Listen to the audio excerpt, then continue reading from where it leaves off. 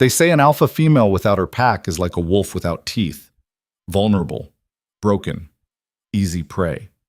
But here's what those silver-tongued council bastards didn't count on. Sometimes when you strip everything from a woman born under a blood moon, you don't break her. You forge something the kingdoms have never seen before.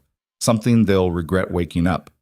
This is the story of Elyra Vale, the girl who became a queen by surviving what should have killed her. Stick around till the end because this tale gets darker before it gets beautiful. And I want to know if you've got the spine for it. Drop a like and comment your city below. Let me know where my pack is watching from tonight. Elyra Vale woke to the sound of her own screaming. Not the graceful, movie-perfect kind. The raw, throat-shredding type that left copper taste flooding her mouth and her chest heaving like a dying animal. Her fingers clawed at silk sheets soaked through with sweat that reeked of fear and something else. Something ancient that made her skin crawl. The dream clung to her consciousness like oil. A woman made of starlight and smoke had placed a crown on her head beneath a crimson moon while kingdoms burned in the distance. The woman's voice had been everywhere and nowhere. A queen will rise from ruin, and kingdoms will burn trying to possess her. Elyra's heart hammered against her ribs. The pre-dawn darkness of her chamber felt suffocating, heavy with incense and the weight of 18 years spent preparing for a ceremony she suddenly feared more than death itself. Her moon ceremony, tonight. The night every wolf in Velmora either discovered their true nature or remained human forever. No pressure. Just her entire future hanging by a thread while the entire royal court watched and judged and waited for her to either transform or humiliate House Vale completely. She pressed shaking fingers against her temples.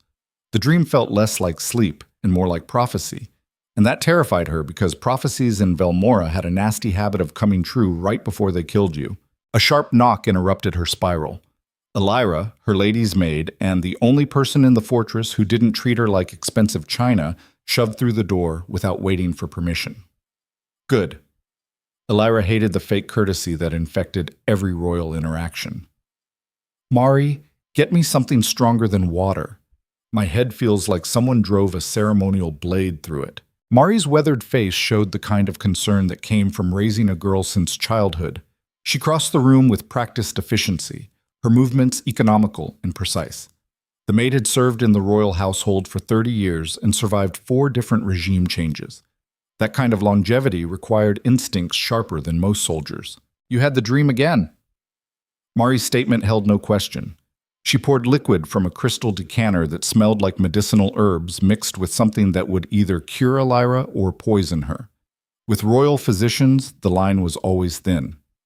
Elyra accepted the cup and downed it without hesitation. The burn down her throat grounded her, pulled her back from whatever prophetic nightmare still had claws in her mind. Worse this time. The woman crowned me. Said kingdoms would burn. Very encouraging right before I'm supposed to transform in front of every alpha ruler between here and the frozen wastes. Mari studied her with eyes that missed nothing. That's because you carry blood older than these pretty palaces, girl. Your grandmother knew it. Your mother knew it before the sickness took her. Now you're about to find out if the legends are true or just stories nobles tell themselves to feel important. Elyra set the empty cup down harder than necessary. The crystal rang like a small bell against marble. What if I don't transform at all? What if I'm just human with delusions of adequacy? Then you'll do what you've always done. Survive. The simplicity of Mari's statement cut through Elyra's anxiety like a blade through silk. Survival. The only currency that mattered in kingdoms where political alliances shifted faster than winter storms and yesterday's loyal advisor became tomorrow's assassin. Elyra rose from her bed and moved toward the massive window overlooking Velmora's capital. The city sprawled below like a jeweled beast, all black marble spires and silver forests that caught the dying moonlight. Beautiful and brutal, just like everything else in this kingdom. The royal fortress of House Valencrest dominated the northern horizon.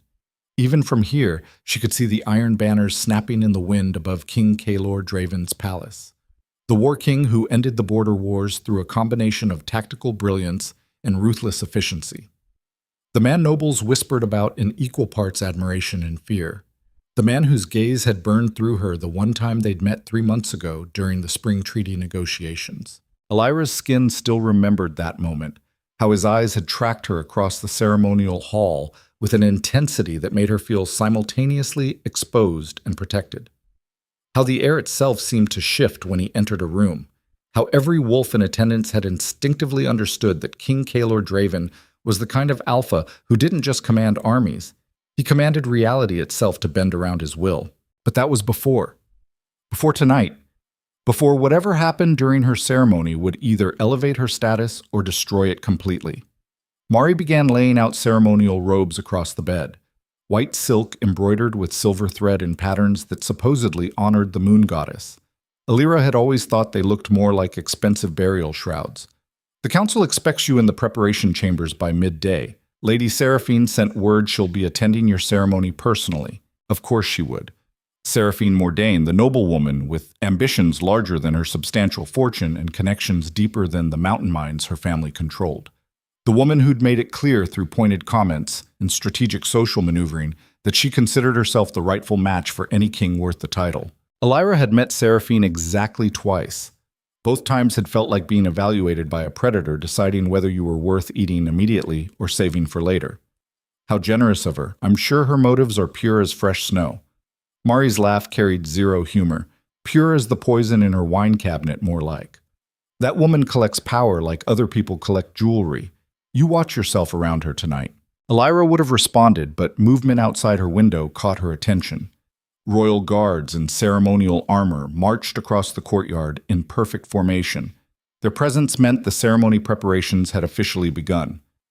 No turning back now. She turned away from the window and met Mari's concerned gaze straight on. Whatever happens tonight, I need you to promise me something. Mari's expression hardened. That kind of hardening came from decades of watching nobles make dramatic requests right before doing something catastrophically stupid. What? If I don't transform, if I humiliate House Vale in front of every kingdom representative and political vulture looking for weakness, I need you to disappear. Take the emergency funds from the hidden safe in my study and get out of the capital before the fallout destroys you too. Mari crossed the room in 3 strides and gripped Elyra's shoulders with surprising strength. Listen to me, girl. I raised you from the time you could barely walk, changed your soiled linens, taught you which nobles were worth trusting and which ones would sell their own children for a better council position. You think I'm running now, right when things get interesting? The unexpected fierceness in Mari's voice made Elyra's throat tight. She blinked against the burning behind her eyes because crying before a moon ceremony was probably bad luck, and she had enough problems without adding supernatural jinxes to the list. Mari released her and stepped back, composure restored but eyes still blazing. Now stop talking like you've already lost and get yourself presentable. You're a Vale. We don't break easy. The preparation chambers beneath the royal ceremonial grounds resembled luxury dungeons designed by someone with expensive taste and minimal empathy, all polished stone and strategic lighting that made everyone look either ethereal or corpse-like depending on the angle. Elyra stood motionless while attendants worked around her like worker bees around a queen. They weren't entirely sure would survive the next few hours. They painted ceremonial marks along her arms in silver ink that smelled like mountain herbs and desperation. They braided her dark hair with threads of moonstone that caught the light like captured stars. Through it all, Elyra kept her expression neutral and her breathing controlled. She'd learned years ago that showing weakness in royal circles was like bleeding in shark-infested waters. The predators could smell it from miles away. The door opened without ceremony, and Seraphine Mordain glided into the chamber like she owned it, which, given her family's financial leverage over half the noble houses, wasn't entirely inaccurate. Seraphine was beautiful, the way poisonous flowers were beautiful. All golden hair and perfect features and eyes that calculated social hierarchies faster than most people processed basic conversation. She wore deep crimson silk that probably cost more than most families earned in a year, cut to showcase her figure while maintaining the thin veneer of modesty required at royal functions. Elyra Vale. Seraphine's voice carried the cultured accent of someone who'd been trained since birth to dominate any room she entered. How wonderfully calm you appear. Most girls are trembling wrecks before their ceremonies. Then again, perhaps you're simply managing expectations. The insult landed with surgical precision, delivered with a smile so polished it could have been sculpted from marble. The attendants suddenly found reasons to study their work with intense focus. Nobody wanted to be caught in the crossfire when nobility played their games. Elyra met Seraphine's gaze without flinching. She'd spent enough time in royal circles to know that backing down from people like Seraphine was like showing your throat to a wolf. Invitation to attack. Managing expectations is a valuable skill, much better than building them so high that the fall destroys you completely. But I suppose everyone has their own approach to risk management. Seraphine's smile sharpened. The temperature in the room seemed to drop several degrees. Around them, the attendants worked with the focused intensity of people pretending they couldn't hear every word being exchanged. Risk management. How practical. Seraphine moved closer, her movements controlled and deliberate. Tell me, do you know what the council whispers about House Vale these days? About how your family's influence has been slowly declining ever since your mother passed? How tonight's ceremony represents your last real opportunity to salvage your standing? Elyra's fingers curled against her palms, but her expression remained neutral. The urge to physically remove Seraphine's perfect teeth was strong, but ultimately counterproductive. Violence before a moon ceremony would give the council exactly the excuse they needed to declare her unfit for any meaningful position. I'm aware of the political landscape. Just as I'm aware that some people spend so much energy climbing social hierarchies that they forget what happens when you reach the top and discover there's nowhere left to go but down. For a heartbeat, genuine anger flashed across Seraphine's face before her control reasserted itself. Good. Let the predator know her prey had claws. Seraphine's laugh sounded like breaking glass wrapped in silk. How delightfully spirited. I can see why King Kaelor found you interesting during the spring negotiations. That edge of wildness is so rare among the thoroughly domesticated nobility we suffer through at court functions. The mention of Kaelor felt deliberate, calculated to provoke a reaction. Elyra gave her nothing. Her face remained impassive even as her pulse quickened at the memory of the War King's burning gaze across a crowded hall. Interesting is a generous interpretation. We barely spoke. Seraphine leaned closer, her voice dropping to a conspiratorial whisper that somehow felt more threatening than shouting. Barely spoke, but he watched you, dear. Everyone noticed. The great King Alpha, who treats most nobles like decorative furniture, suddenly paying attention to a minor housegirl with questionable prospects. It caused quite the speculation. Of course, that was before tonight. Before we discover whether you're actually special or just another pretty face the court will forget by morning. Before Elyra could formulate a response that wouldn't end in violence, the ceremonial bells began ringing across the grounds. Deep, resonant tones that vibrated through stone and bone alike. The sound meant the ceremony would begin within the hour. No more delays, no more preparation, just whatever destiny or disaster waited beneath the rising moon. Seraphine straightened, her smile returning to its practiced perfection. Best of luck tonight. Truly. The kingdom needs strong women, and it would be such a shame if you weren't one of them. She swept from the chamber with the confidence of someone who believed herself untouchable. The attendants visibly relaxed once she'd gone, shoulders dropping and breath releasing in quiet sighs of relief. Mari appeared from a side door, where she'd apparently been listening to the entire exchange. Her expression suggested she was reconsidering her earlier promise not to poison anyone important. That woman is a viper in expensive silk. Elyra managed a weak smile. At least vipers are honest about wanting to kill you. Seraphine pretends she's doing you a favor while sliding the knife between your ribs. Mari helped adjust the ceremonial robes one final time, her movements gentler now. You focus on your transformation tonight. Let women like Seraphine worry about their political games. You worry about survival. Survival. Always survival.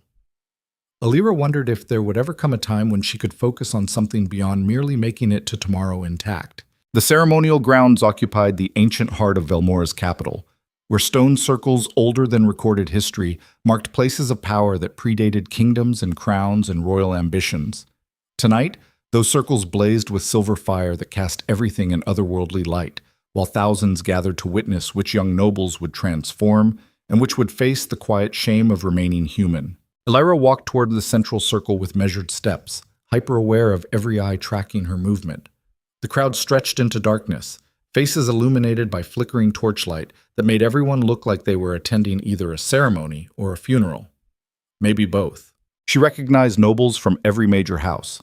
council members whose political maneuvering could make or break entire families, military commanders whose loyalty determined whether kingdoms stood or fell.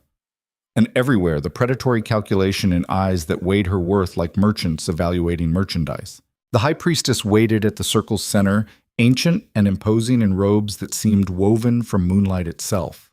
The woman had presided over every moon ceremony for the past 40 years, witness to countless transformations and failures. Her face revealed nothing as Elyra approached. Elyra Vale of House Vale. The priestess's voice carried across the grounds without strain, amplified by acoustics that seemed more magical than architectural. You stand before the ancient circles to discover your true nature. Do you accept whatever form the moon reveals within you? The formal words felt like chains wrapping around Elyra's chest. This was the point of commitment. Once she gave the ritual response, there would be no backing out, no claiming she wasn't ready, no escape from judgment. I accept. Then kneel and bare your soul to the moon's mercy. Elyra knelt on cold stone while the priestess began chanting in languages that predated modern civilization. The silver fire around the circle intensified, casting shadows that seemed to move with predatory intent. The crowd faded to background noise as power gathered in the air like a coming storm. Heat flooded Elyra's body. Not the comfortable warmth of a fireplace, but the searing intensity of something fundamental changing at a cellular level. Her bones ached, her skin burned, every nerve-ending scream that transformation was beginning whether she was ready or not. Pain hit like a physical force. Her back arched involuntarily as something inside her fought to break free. She bit down on a scream because showing weakness now would haunt her forever, but managing silence while her entire body reconstructed itself required willpower she wasn't sure she possessed. Then everything shifted. Her wolf emerged not gradually but explosively, consciousness fragmenting and reforming into something simultaneously familiar and alien. She felt her body reshape, bones cracking and reforming, muscles tearing and strengthening, senses expanding until the world became overwhelming input of scent and sound and energy. But something was wrong, or rather, something was different. The crowd's gasp registered even through her transformation haze. She heard whispers spreading like wildfire through the assembled witnesses. Heard shock and awe and fear mixing into a cocktail of reactions that sent warning signals through her newly enhanced instincts. When clarity returned and she could finally process what had happened, Elyra looked down at her wolf form and understood immediately why everyone had reacted with such intensity. Her wolf wasn't the typical silver or gray or brown that characterized most transformations. She was crimson, deep, blood-red fur that seemed to absorb and reflect light simultaneously. Ancient, rare, sacred. The kind of wolf that appeared in legends from before kingdoms existed. The kind that supposedly heralded either salvation or catastrophe, depending on which prophecy you believed. The high priestess's voice cut through the shocked silence. The Crimson Luna has awakened. Those 4 words changed everything. Elyra felt the shift in the crowd's energy, saw calculation replacing shock in noble eyes, sensed the predatory interest of rulers who suddenly viewed her as either an asset to acquire or a threat to eliminate. And somewhere in the darkness beyond the torchlight, she felt him. A presence so overwhelming it made her newly awakened wolf instincts scream warnings and attraction in equal measure. Power that made the air itself feel heavy and charged. King Kaelor Draven had arrived, and the way his gaze locked onto her crimson form suggested her life had just become infinitely more complicated. The ceremony concluded in a blur of ritual and reaction that Elyra barely processed. Her consciousness struggled to integrate with her wolf's instincts, 2 parts of herself learning to coexist while everyone around her radiated combinations of awe, fear, and avarice that made her skin crawl. When transformation released her and she returned to human form, attendants immediately wrapped ceremonial robes around her shaking body. Mari appeared with the efficiency of someone who'd planned for exactly this scenario, physically steering Elyra away from nobles already positioning themselves to make contact. The walk back to her chambers felt like moving through a dream sequence. Faces blurred past. Voices called out congratulations that sounded more like threats. The weight of suddenly being important pressed down until breathing required conscious effort. Mari shoved her through the chamber door and locked it behind them with decisive finality. The sudden silence after the ceremony's chaos felt like being plunged underwater. Elyra collapsed onto the nearest chair, her body still aching from transformation. Her hands shook. Her breathing came in gasps that bordered on hyperventilation. The enormity of what had just happened crashed over her like a wave. A crimson luna.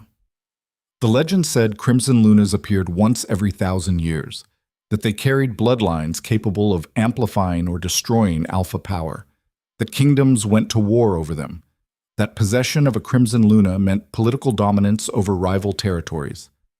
And now she was one. Mari pressed a glass into her trembling hands. Drink. We need you functional because things are about to get extremely complicated extremely fast. Elyra downed the liquid without tasting it. Her mind raced through implications and consequences that spiraled into nightmare scenarios. Every ruler between here and the frozen wastes would now view her as either a prize to claim or a threat to eliminate. No more quiet existence. No more political invisibility. Just target painted across her back in crimson that every predator could see. A sharp knock interrupted her spiral. Mari's expression hardened into the defensive posture of someone preparing for battle. Who? Royal summons. The voice through the door carried authority that suggested refusing wasn't optional. King Kaelor Draven requests an audience with Lady Elyra Vale. Immediately. Mari's eyes met Elyra's with clear warning. That was fast. Predators always move quickest when they smell blood. Elyra forced herself to stand despite legs that felt like water. Her mind cleared slightly, survival instincts finally overriding shock. If Kaelor wanted an audience immediately after her transformation, the War King had already calculated his approach. The question was whether he viewed her as ally, asset, or threat. Tell him I'll attend within 15 minutes. I need to make myself presentable for royalty. The messenger's hesitation came through clearly. The king specified immediately, my lady? Elyra's voice hardened. Then the king can exercise patience for 15 minutes while I transform from ceremony participant to suitable audience companion. I'm certain he'll survive the inconvenience. A long pause. Then retreating footsteps. Mari worked with practiced efficiency, helping Elyra into formal attire that managed to look both elegant and functional. No ceremonial nonsense, just dark fabric cut for movement and practical boots that could handle everything from throne rooms to running for her life. You understand what's happening. Mari's statement held no question. Elyra checked her reflection in the polished mirror. Her eyes looked different post-transformation, sharper, more aware, like something fundamental had shifted in how she perceived reality. The War King wants to evaluate the Crimson Luna before anyone else stakes a claim. He's either offering protection or preparing to cage me, maybe both. Mari's expression showed grim approval. Smart girl. Remember, men like Kaelor Draven don't make moves without calculating 5 steps ahead. Whatever he offers tonight comes with strings attached, probably iron ones. Elyra turned from the mirror and met Mari's concerned gaze. Then, I better make sure I see those strings before he pulls them tight. The walk to Kaelor's private audience chamber felt like marching toward execution. Guards flanked her on both sides, their presence simultaneously protective and imprisoning. They moved through corridors that grew progressively more restricted, past checkpoints where only those with direct royal approval could pass. The chamber they finally reached sat at the fortress's heart, a space designed for conversations that required absolute privacy. Heavy doors, stone walls thick enough to muffle screaming, strategic isolation that could mean either safety or trap depending on circumstances. The guards opened the doors and gestured her inside. They didn't follow. The chamber's interior surprised her. She'd expected opulent displays of power, the kind of throne room nonsense kings use to intimidate visitors. Instead, she found a space that felt almost military in its functionality. Maps covered one wall. Strategic planning materials occupied a massive desk. Weapons hung in careful arrangement, suggesting they were tools, not decoration.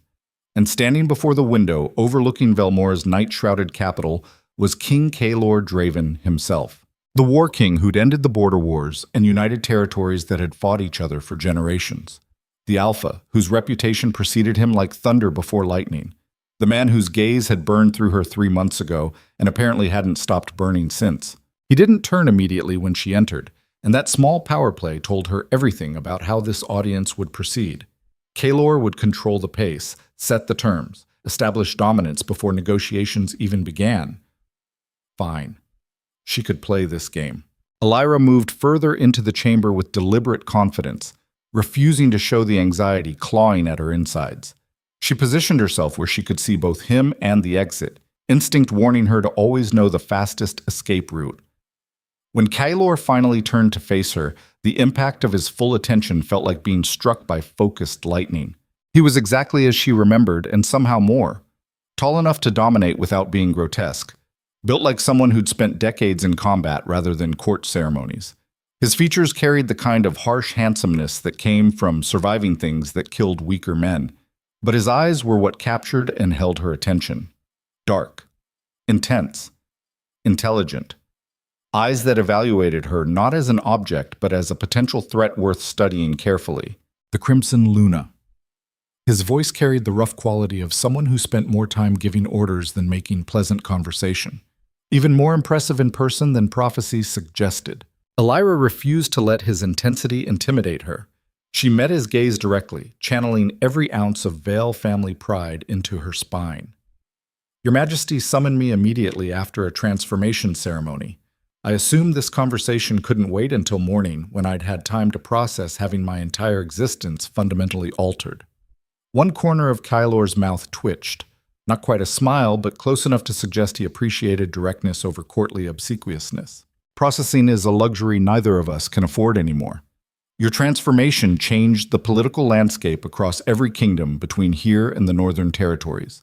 Right now, at least 3 different rulers are calculating how to either acquire or eliminate you.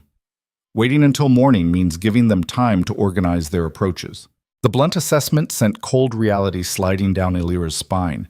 She'd suspected as much, but hearing it confirmed by someone who understood kingdom-level machinations made it terrifyingly real. How reassuring.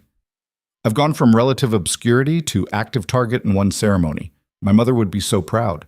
Kaelor moved toward his desk with controlled grace that suggested military discipline applied to every physical action. He poured liquid from a crystal decanter into 2 glasses. Not the delicate wine nobles sipped at ceremonies, but something darker, stronger. He offered 1 glass to Elyra. Your mother was a remarkable woman who understood power dynamics better than most council members. She'd be proud you inherited her strategic mind along with your ancestral bloodline. Elyra accepted the glass, surprised that Kaelor knew anything about her mother beyond basic nobility records. She took a careful sip. The liquid burned pleasant fire down her throat, grounding her scattered thoughts. You knew her? We met twice during border treaty negotiations. She argued for civilian protections with the kind of passionate logic that made military commanders reconsider their positions. Rare quality in people who never held weapons themselves. The unexpected insight into her mother made Elyra's chest tight. She'd been 12 when sickness took her mother, old enough to remember but young enough that many memories had faded into impressions rather than clear recollections. She would have advice for this situation. I just wish I knew what it was. Kaelor's expression shifted into something that might have been sympathy if war kings were capable of such soft emotions. She'd tell you the truth that nobility spends generations avoiding. Power's neutral. It's what people do with it that determines whether kingdoms thrive or collapse into ash. He set his glass down and moved closer, close enough that Elyra could smell leather and steel, and something distinctly masculine that made her newly awakened wolf respond with interest. Her human side found both alarming and intriguing. Which brings us to why I summoned you tonight, instead of letting you process alone. Kaelor's intensity focused on her like aimed weapon. You need to understand what being a Crimson Luna means in practical terms rather than legendary nonsense. I'm listening. It means you're now the most valuable political asset in multiple kingdoms. It means every ruler with territorial ambitions will view you as either the key to expansion or the threat to elimination. It means your life as you knew it ended tonight during that transformation. Elyra held his gaze even as her heart hammered against her ribs. She refused to show fear, even though terror was entirely justified given his assessment. And you're telling me this because I'm offering you protection before others offer you chains disguised as alliances. There it was, the proposition she'd expected from the moment his summons arrived. Kaelor Draven didn't waste time on social niceties. He identified assets, calculated value, and moved to secure them before competitors could interfere. The question was what price he'd expect for that protection. Elyra took another sip of the burning liquid, buying seconds to think through implications and consequences. Her mind raced through scenarios, each more complicated than the last. Protection in exchange for what exactly? Because in my experience, powerful men don't offer anything without expecting significant return on investment. Kaelor's expression showed approval at her directness. Smart. You understand transactions rather than believing in altruistic nobility. He moved to the window, backlit by moonlight that made him look simultaneously human and something more dangerous. When he spoke again, his voice carried weight that made the air feel heavy. I'm offering you formal position as protected ward of House Valencrest.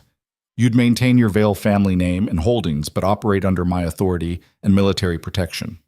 In exchange, you'd attend court functions, represent my interests at certain negotiations, and allow me access to your abilities when kingdom security requires them. The proposal was simultaneously generous and imprisoning. Protected ward meant safety from external threats, but also meant being bound to Kaelor's authority, his to command, his to control, his to utilize as strategic asset. Everything in Elyra screamed warning. Accepting meant trading autonomy for security. Refusing meant facing other rulers who'd offer far worse terms, or simply eliminate her as uncontrollable variable. And if I refuse, then you'll face Darius Thorn's hunters within a week. The Northern Territory's ruler has been searching for a Crimson Luna for years. He believes your bloodline can make him invincible and unite every kingdom beneath his dominion. Darius doesn't negotiate. He conquers. And he's very good at it. The name Darius Thorn hit like ice water. Even Elyra had heard stories about the savage king of Varkoros who conquered entire packs and executed rival alphas before their own thrones. The kind of ruler who viewed mercy as weakness and diplomacy as cowardice. How long do I have to decide? Kaelor turned from the window and moved toward her with predatory focus that made her newly awakened instincts simultaneously warn her to run and pull her closer. You have until dawn. After that, my offer expires and you face the consequences of being valuable without protection. Choose wisely, Elyra Vale. Because this decision will determine whether you survive what's coming or become another cautionary tale nobles whisper about during ceremonies. He was close enough now that she had to tilt her head back to maintain eye contact, close enough that heat radiated off him like he'd swallowed burning coals, close enough that her traitorous body responded to proximity her mind knew was strategically calculated. One more question. Her voice came out steadier than she felt. If I accept your protection, do I get any say in how my abilities are utilized? Or am I just signing myself over as a tool to be used at your discretion? Something dangerous flashed through Kaelor's eyes. Not anger. Something more complex. Respect, maybe.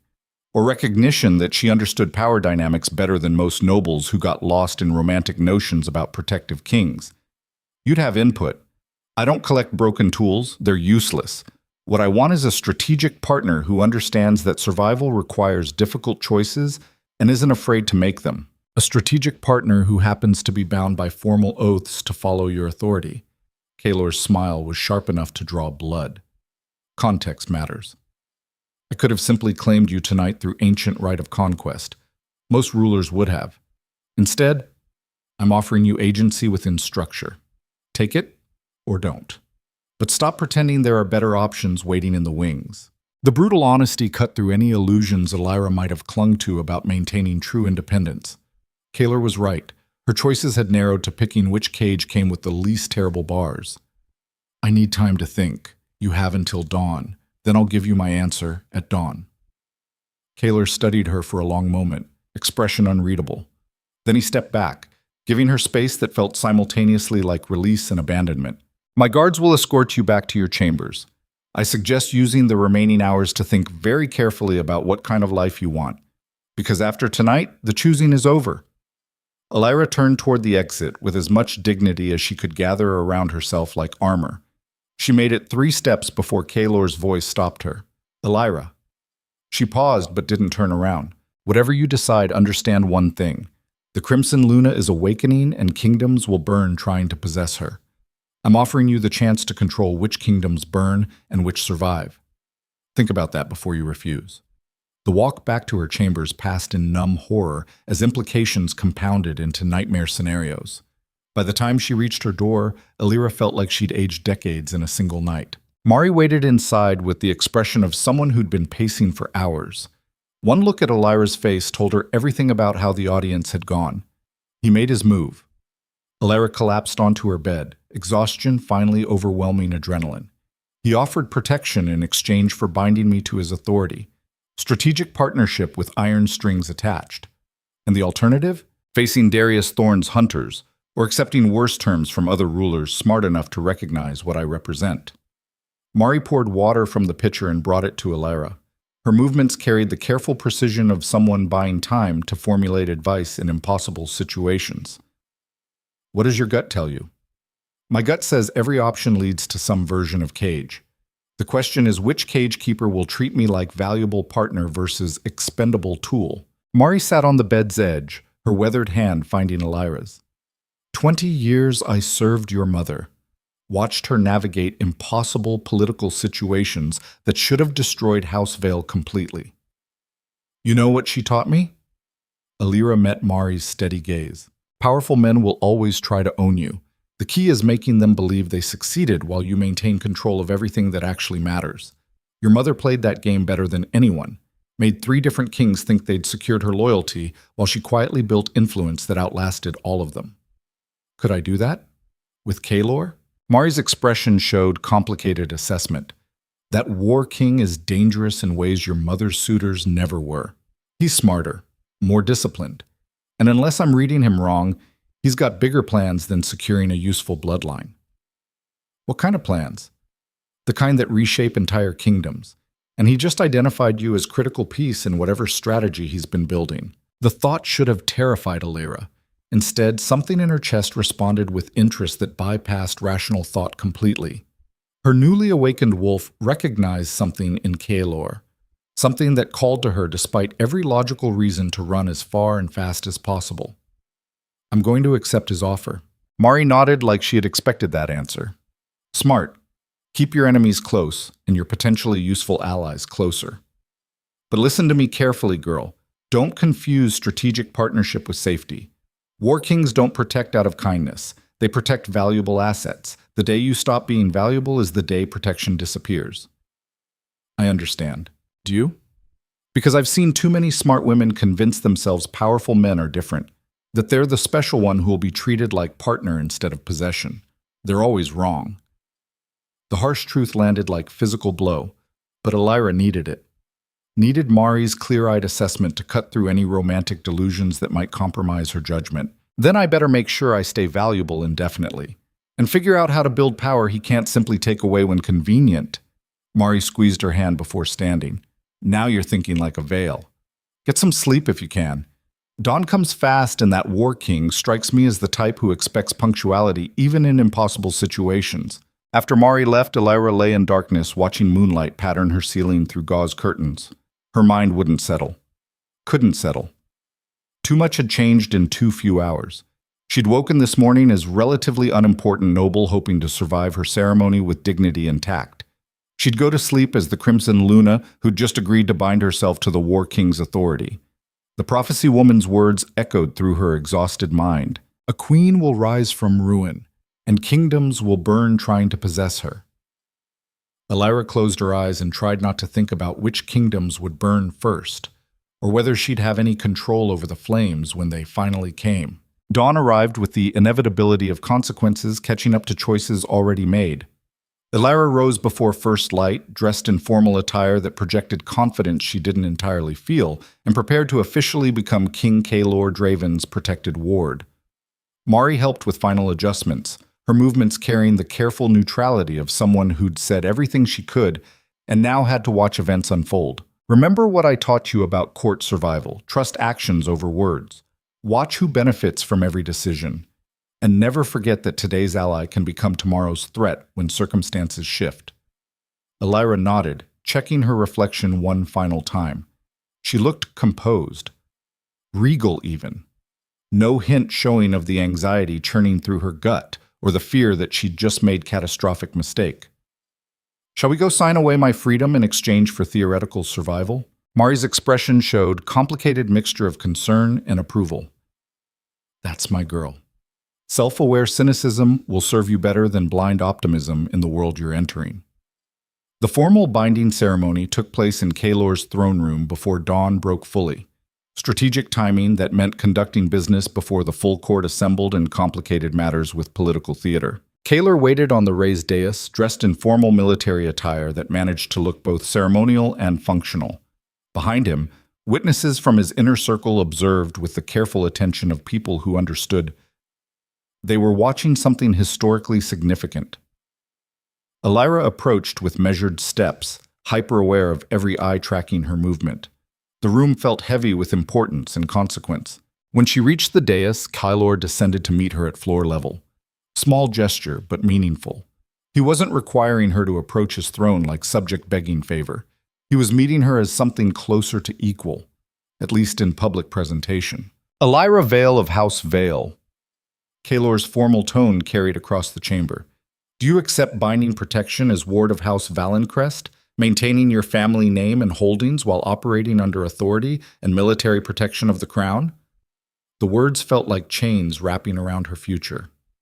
Elyra forced herself to hold Kaelor's gaze as she gave the ritual response. I accept the binding protection offered, and pledge my abilities to serve kingdom interests as deemed appropriate by crown authority. Kaelor extended his hand. Elyra placed hers in his, feeling the callous strength of someone who'd held weapons more often than wine glasses. Then by authority vested in the crown and witnessed by those assembled, I claim you as protected ward. Your safety is now my responsibility. Your abilities are now crown assets. Your future is now bound to mine until death or formal release dissolves this oath. His hand tightened around hers as he spoke the final binding words. Magic responded to the oath, ancient and primal, settling into Elyra's bones with weight that made breathing difficult. It was done. Irrevocable. She belonged to House Valencrest now, in every way that mattered politically and legally. Kaelor released her hand, but his gaze held hers a moment longer. In his eyes, she saw satisfaction at securing valuable asset and something else. Something that looked almost like respect for someone who'd made impossible choice with clear understanding of all implications. Welcome to the war, Elyra Vale. Try to survive it. The throne room emptied after ceremony concluded, leaving Elyra standing alone in the space where she'd just signed away her autonomy. The weight of the binding oath pressed down until standing required conscious effort. She'd made her choice, accepted Kaelor's protection and authority. Become strategic asset in whatever game the War King was playing across kingdoms that suddenly wanted her dead or controlled. Mari appeared from the shadows where she'd been watching. Her expression carried no judgment, just the steady presence of someone who'd survived through worse and expected Elyra to do the same. How do you feel? Like I just traded one prophecy for another? Less dramatic, but probably more dangerous. Mari guided her toward the exit. That's because you're finally understanding how power works in the real world versus fairy tales. Come on, we need to prepare you for your first official day as the War King's protected ward. Something tells me it's going to be educational in the worst possible ways.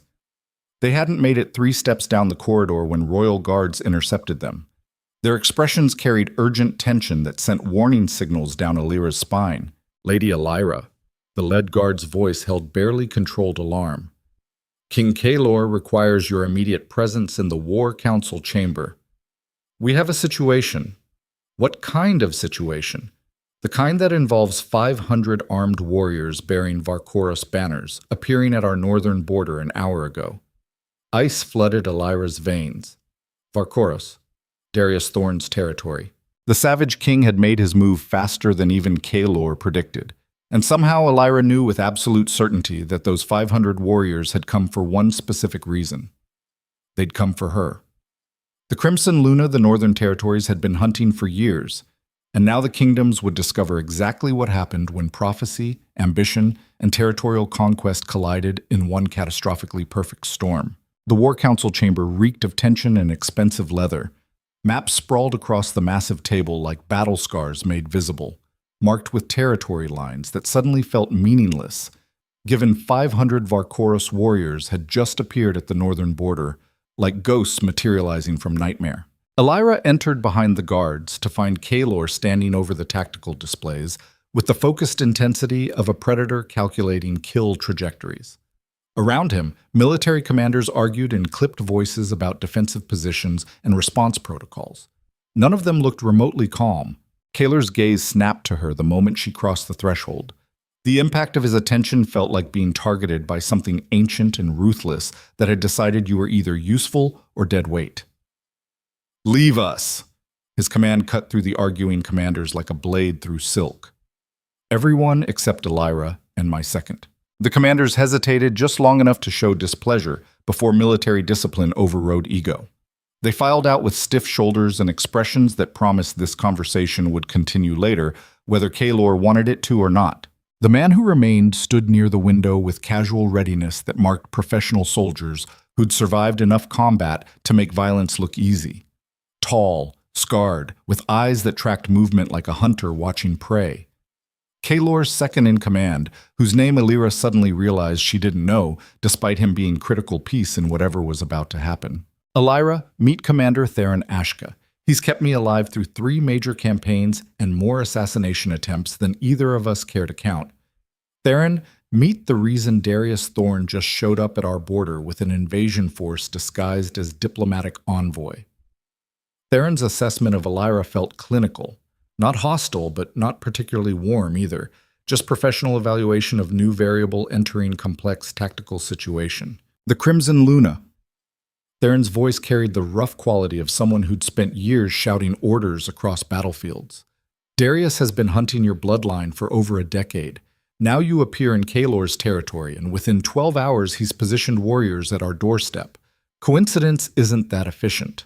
Elyra moved closer to the tactical table, refusing to let either man's intensity intimidate her into passive observer status.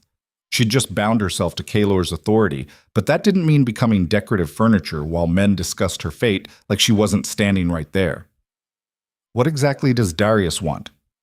Beyond the obvious answer of me, Kaelor's expression showed grim approval at her directness. He stabbed one finger down on the map, where Varkaros territory sprawled like infected wound across the northern kingdoms. "Darius Thorn believes ancient blood rituals can amplify alpha power to godlike levels. He spent years collecting rare bloodlines, executing anyone who refused to participate in his experiments, and building an army of warriors bound to him through methods that make traditional loyalty oaths look gentle.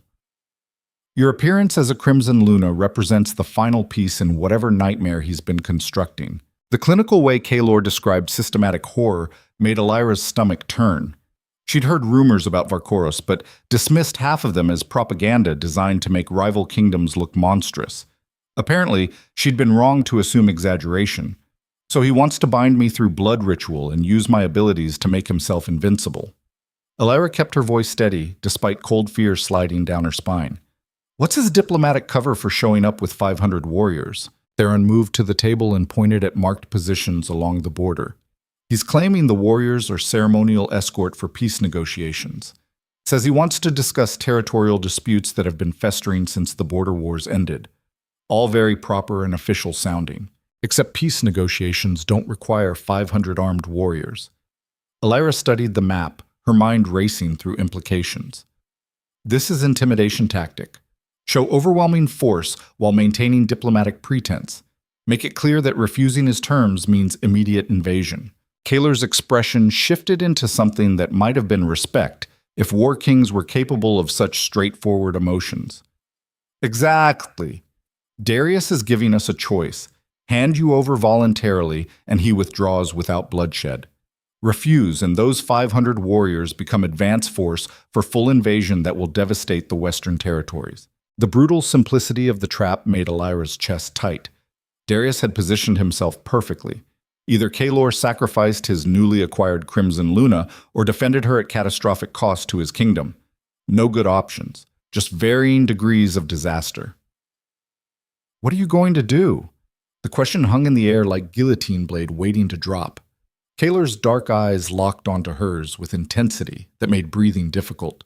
"That depends on what you're willing to risk, because the easy answer is handing you over, maintaining peace, and avoiding war that will kill thousands. The hard answer is defending crown property at any cost and accepting that kingdoms will burn as consequence." Crown property. The phrase landed like slap, but Elyra forced herself not to react visibly. She'd bound herself to his authority mere hours ago.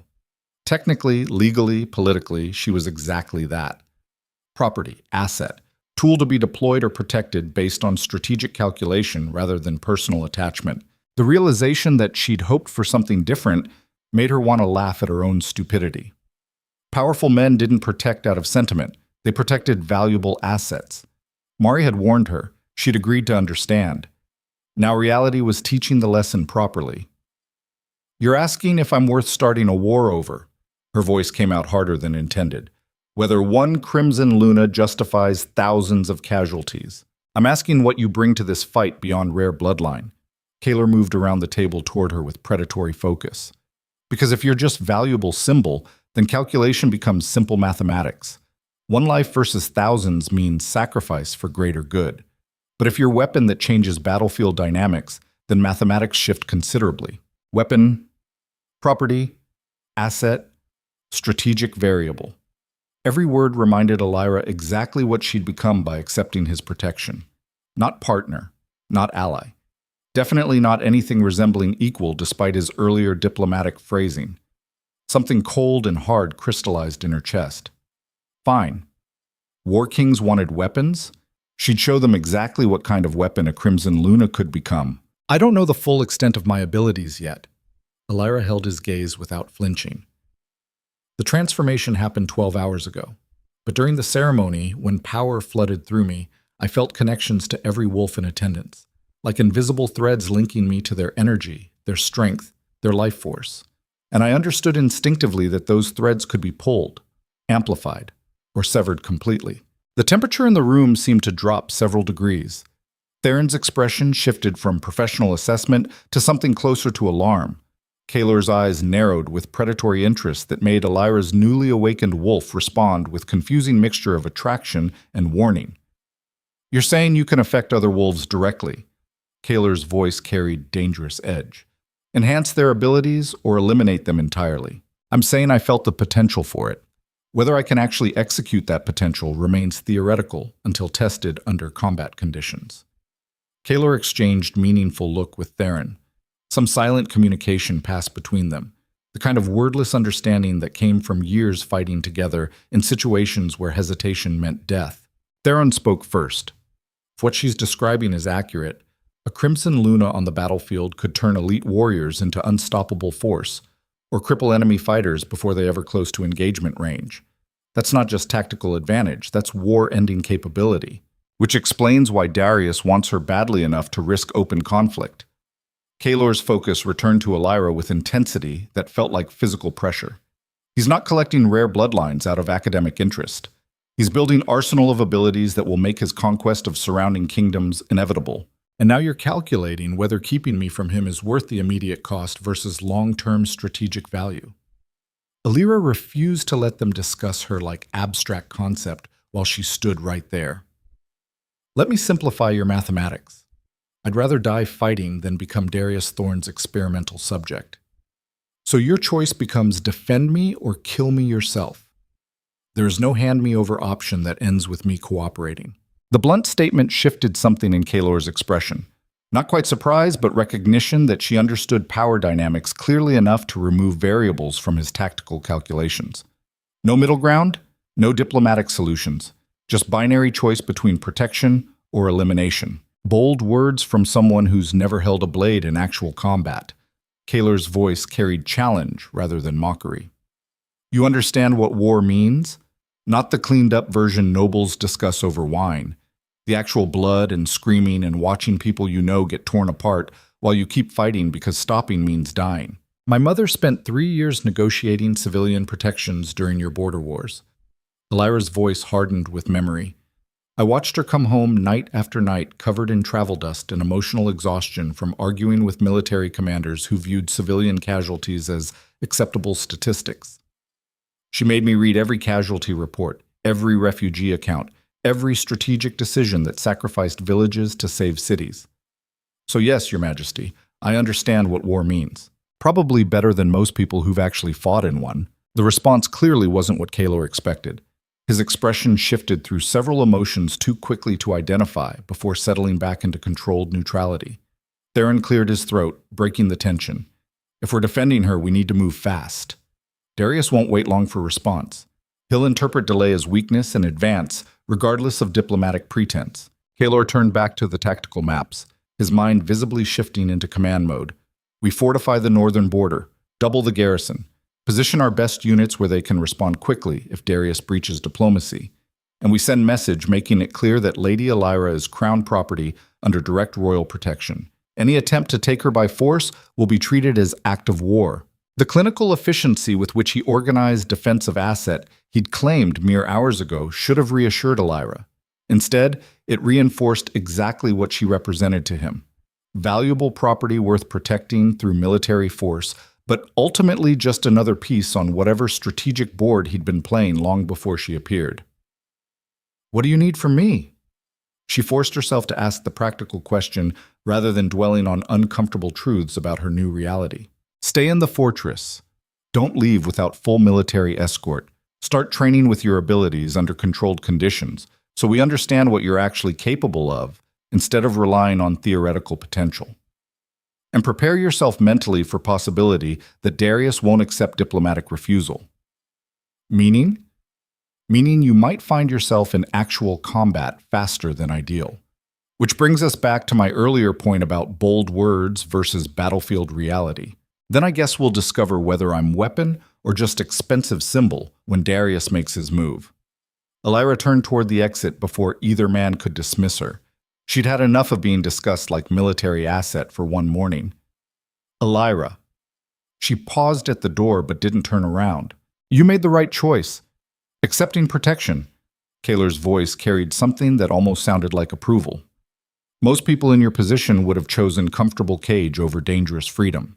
The fact that you understood the difference means you might actually survive what's coming." She left without responding because anything she said would either sound naive or bitter, and neither served her purposes. The corridor outside felt blessedly empty, giving her space to process everything that had just crashed down on her carefully structured existence. Mari materialized from wherever she'd been waiting with the supernatural timing of someone who'd perfected the art of appearing exactly when needed. That bad? Worse. Darius Thorne showed up at the border with invasion force. Kaelor just confirmed I'm valuable enough to defend, but made it crystal clear I'm property rather than partner. And apparently, I need to learn how to weaponize my abilities before actual war starts. Mari's expression showed zero surprise. "Told you war kings protect assets, not people. The question is whether you're smart enough to build power he can't simply confiscate when convenient. Working on it.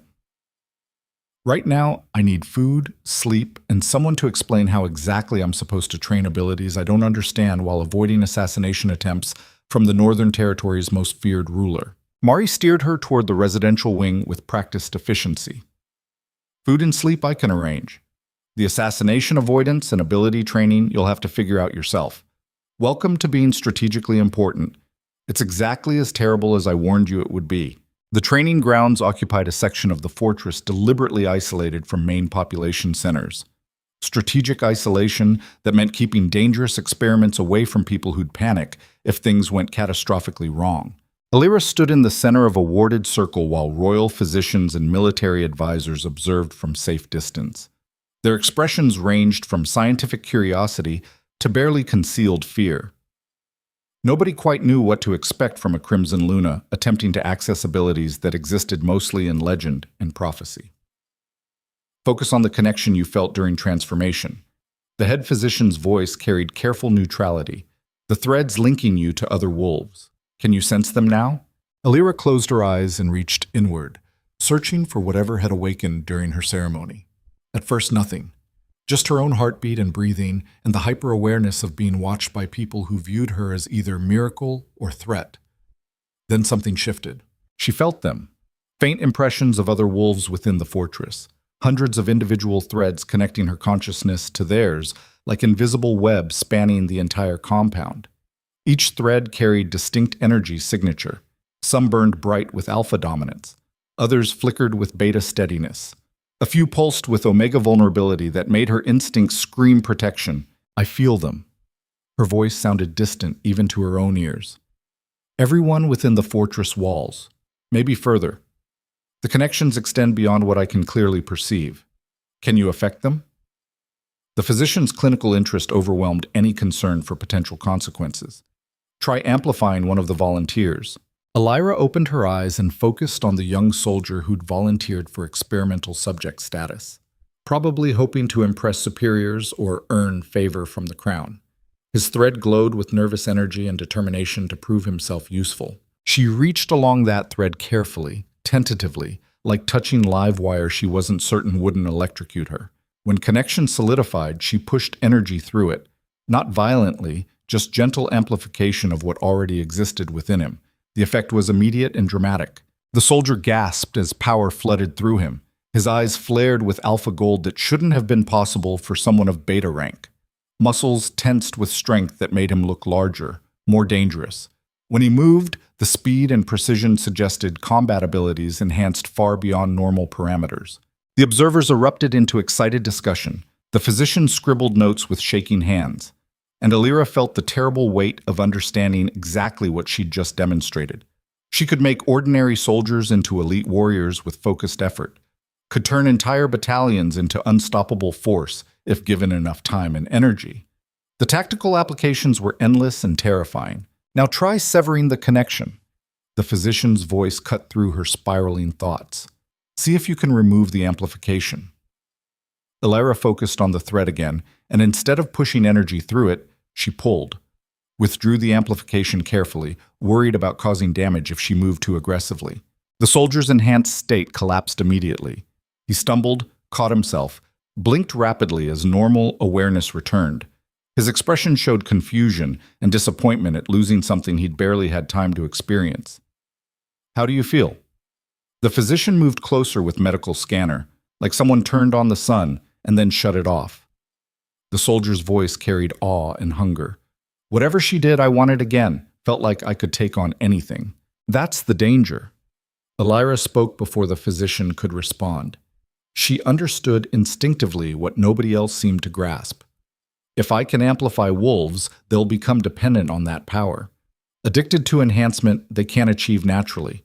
Create entire armies bound to me not through loyalty, but through need for abilities only I can provide. The observation silenced the excited chatter. The darker implications of her abilities settled over the training ground like heavy blanket. That's also the advantage. The new voice came from the entrance where Kaelor stood watching with predatory focus. Soldiers bound to you through ability dependency become weapons nobody else can wield.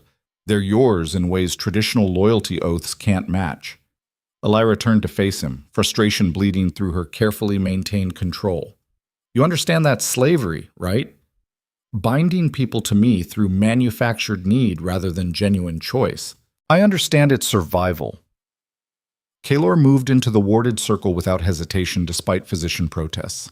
His presence dominated the space, made everyone else feel like supporting caste. Darius Thorn won't hesitate to use every dark method available to secure victory. If we fight him with nobility and clean conscience, we lose. If we fight him with weapons as brutal as his own, we might survive. The philosophy made Elyra's stomach turn even as part of her recognized its harsh logic. War didn't reward mercy. It punished hesitation. Every military commander understood that truth, even if they pretended otherwise for public consumption.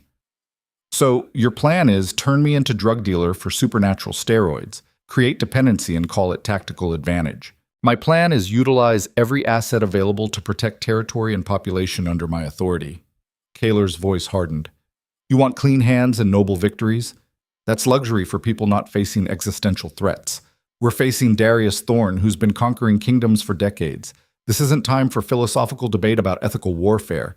Elyra held his gaze, refusing to back down despite every instinct screaming that challenging an alpha king was suicidal. Maybe that's exactly how kingdoms become indistinguishable from the monsters they fight. One tactical compromise at a time until nobody remembers what they were supposed to be protecting. The statement hung between them like challenge. Around the training ground, observers suddenly found reasons to study their equipment with intense focus. Nobody wanted to be caught in the crossfire when two dominant personalities clashed. Kaelor closed the distance between them until they stood close enough that Elyra had to tilt her head back to maintain eye contact. When he spoke, his voice carried dangerous edge that made her newly awakened wolf respond with confusing mixture of submission and defiance. You think I don't know that? You think I haven't spent years watching myself become exactly the kind of ruler I swore I'd never be? Every decision costs pieces of my soul I'm never getting back. Every tactical compromise pushes me further from whoever I was before the crown destroyed him. But here's the truth nobody tells you about power. The choice isn't between noble victory and corrupt survival.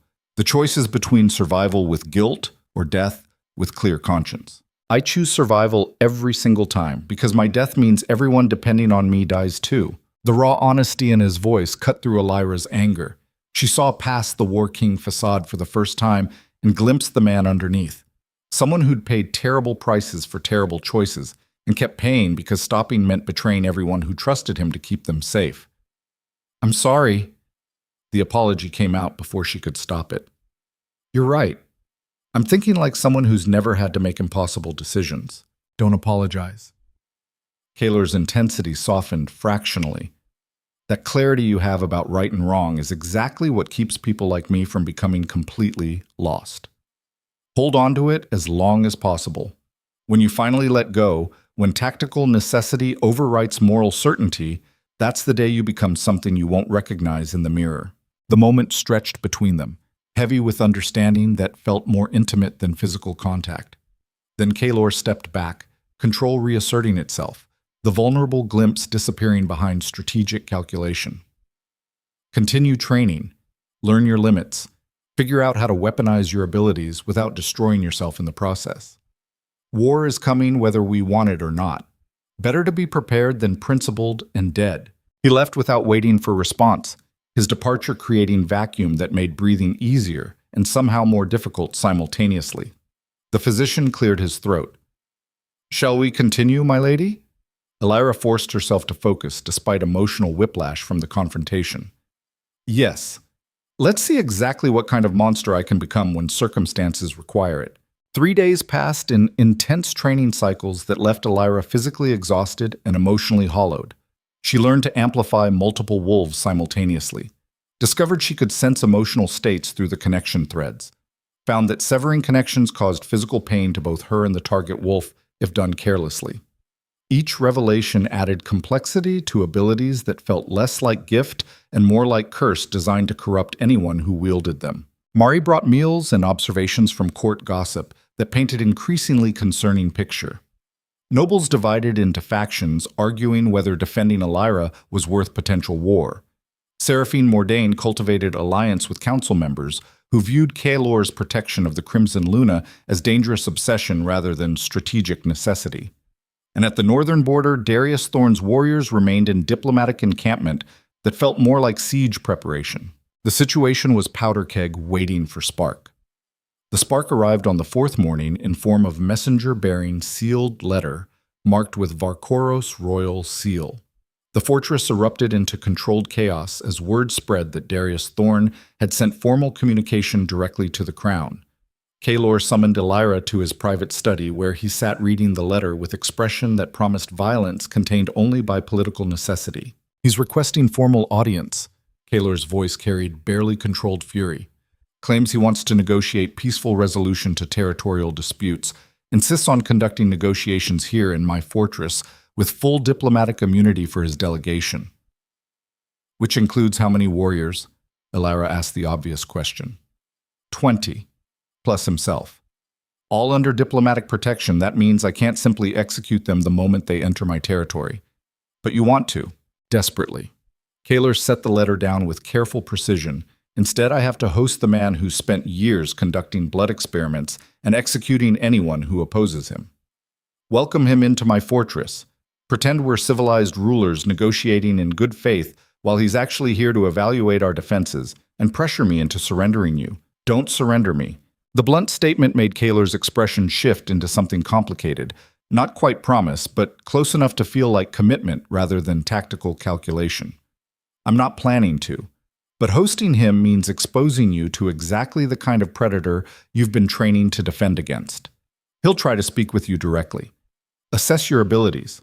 Potentially attempt abduction if opportunity presents itself. Then we don't give him opportunity." Elyra moved to stand beside his desk, studying the letter like it might reveal hidden threats through sheer focus. "You position security carefully, control every interaction, and make it absolutely clear that touching me means immediate execution, regardless of diplomatic immunity. Kaelor looked at her with expression that might have been approval if war kings were capable of showing such straightforward emotion. You're learning to think tactically. I'm learning that survival requires being 10 steps ahead of people who want to use me. Different skill, but similar principle. Before Kaelor could respond, sharp knocking interrupted. Theron entered without waiting for permission, his expression carrying urgency that sent warning signals down Elyra's spine. We have a problem. The scouts just reported movement along the border. Not the diplomatic encampment. Different force. Larger. Moving into position for potential assault if negotiations fail. How many? Kaelor was on his feet instantly, command mode overriding everything else. At least 2,000. Maybe more. They're using terrain to mask full numbers, but preliminary estimates suggest Darius brought entire invasion force. The diplomatic envoy is just the visible piece. So, the negotiations are theater. Elyra's stomach dropped as implications crashed down. Distraction while he positions real attack force. Whether you agree to his terms or not, he's planning to take me by force, and burn my territory to ash if I resist. Kaelor's voice carried cold fury that made the air feel heavy. Theron, activate full military mobilization. Pull every available unit to defensive positions. Send word to our allies that we're invoking mutual defense treaties, and prepare the fortress for potential siege. Theron left at dead run, already shouting orders to subordinates in the corridor. Kaelor turned to Elyra with intensity that felt like being targeted by predator, deciding whether you were prey or potential ally. This is the point of no return. Once I refuse Darius publicly and activate military response, we're committed to war. Thousands will die. The Western territories will burn. All because I chose to protect one Crimson Luna instead of sacrificing her for peace. Then make sure I'm worth it.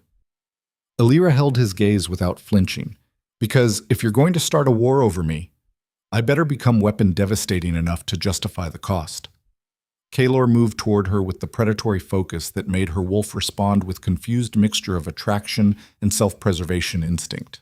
When he spoke, his voice carried promise and threat in equal measure. You will be. Because I don't lose wars, and I don't surrender what's mine regardless of who comes demanding it. The possessive declaration should have made Elyra angry. Should have reminded her that she was property rather than partner in his strategic calculations.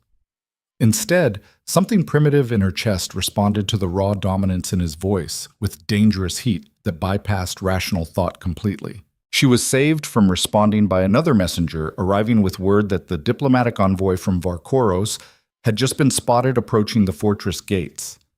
Darius Thorn had come to claim his Crimson Luna, and the kingdoms were about to discover that sometimes prophecies came true in the worst possible ways.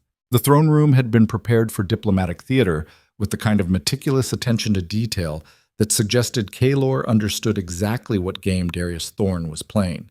Strategic positioning of guards at every entrance, weapons hidden behind decorative tapestries within easy reach, sightlines calculated so that every corner remained under constant observation. Beautiful and brutal. Just like everything else in kingdoms where survival required treating allies like potential assassins until proven otherwise. Elyra stood to Kaelor's right, positioned deliberately as visible statement of protection and possession. She wore formal attire that projected strength without aggression, dark fabric cut for movement rather than decoration. Her hair had been pulled back in severe style that left her face exposed, vulnerable. No hiding behind courtly artifice today. Just raw presence and whatever power her Crimson Luna bloodline could project when cornered. The massive doors opened with ceremonial precision, and Darius Thorn entered like conquest-made flesh. He was not what Elyra expected. The rumors painted him as savage warlord, all brutality and crude dominance. Reality proved far more dangerous. Darius moved with controlled elegance that suggested violence held carefully in check rather than absent entirely.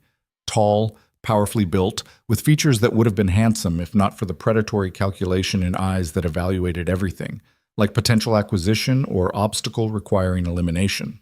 He wore northern tribal armor that somehow managed to look both primitive and sophisticated. Leather and bone and metal worked into patterns that predated modern kingdoms by centuries. The message was clear.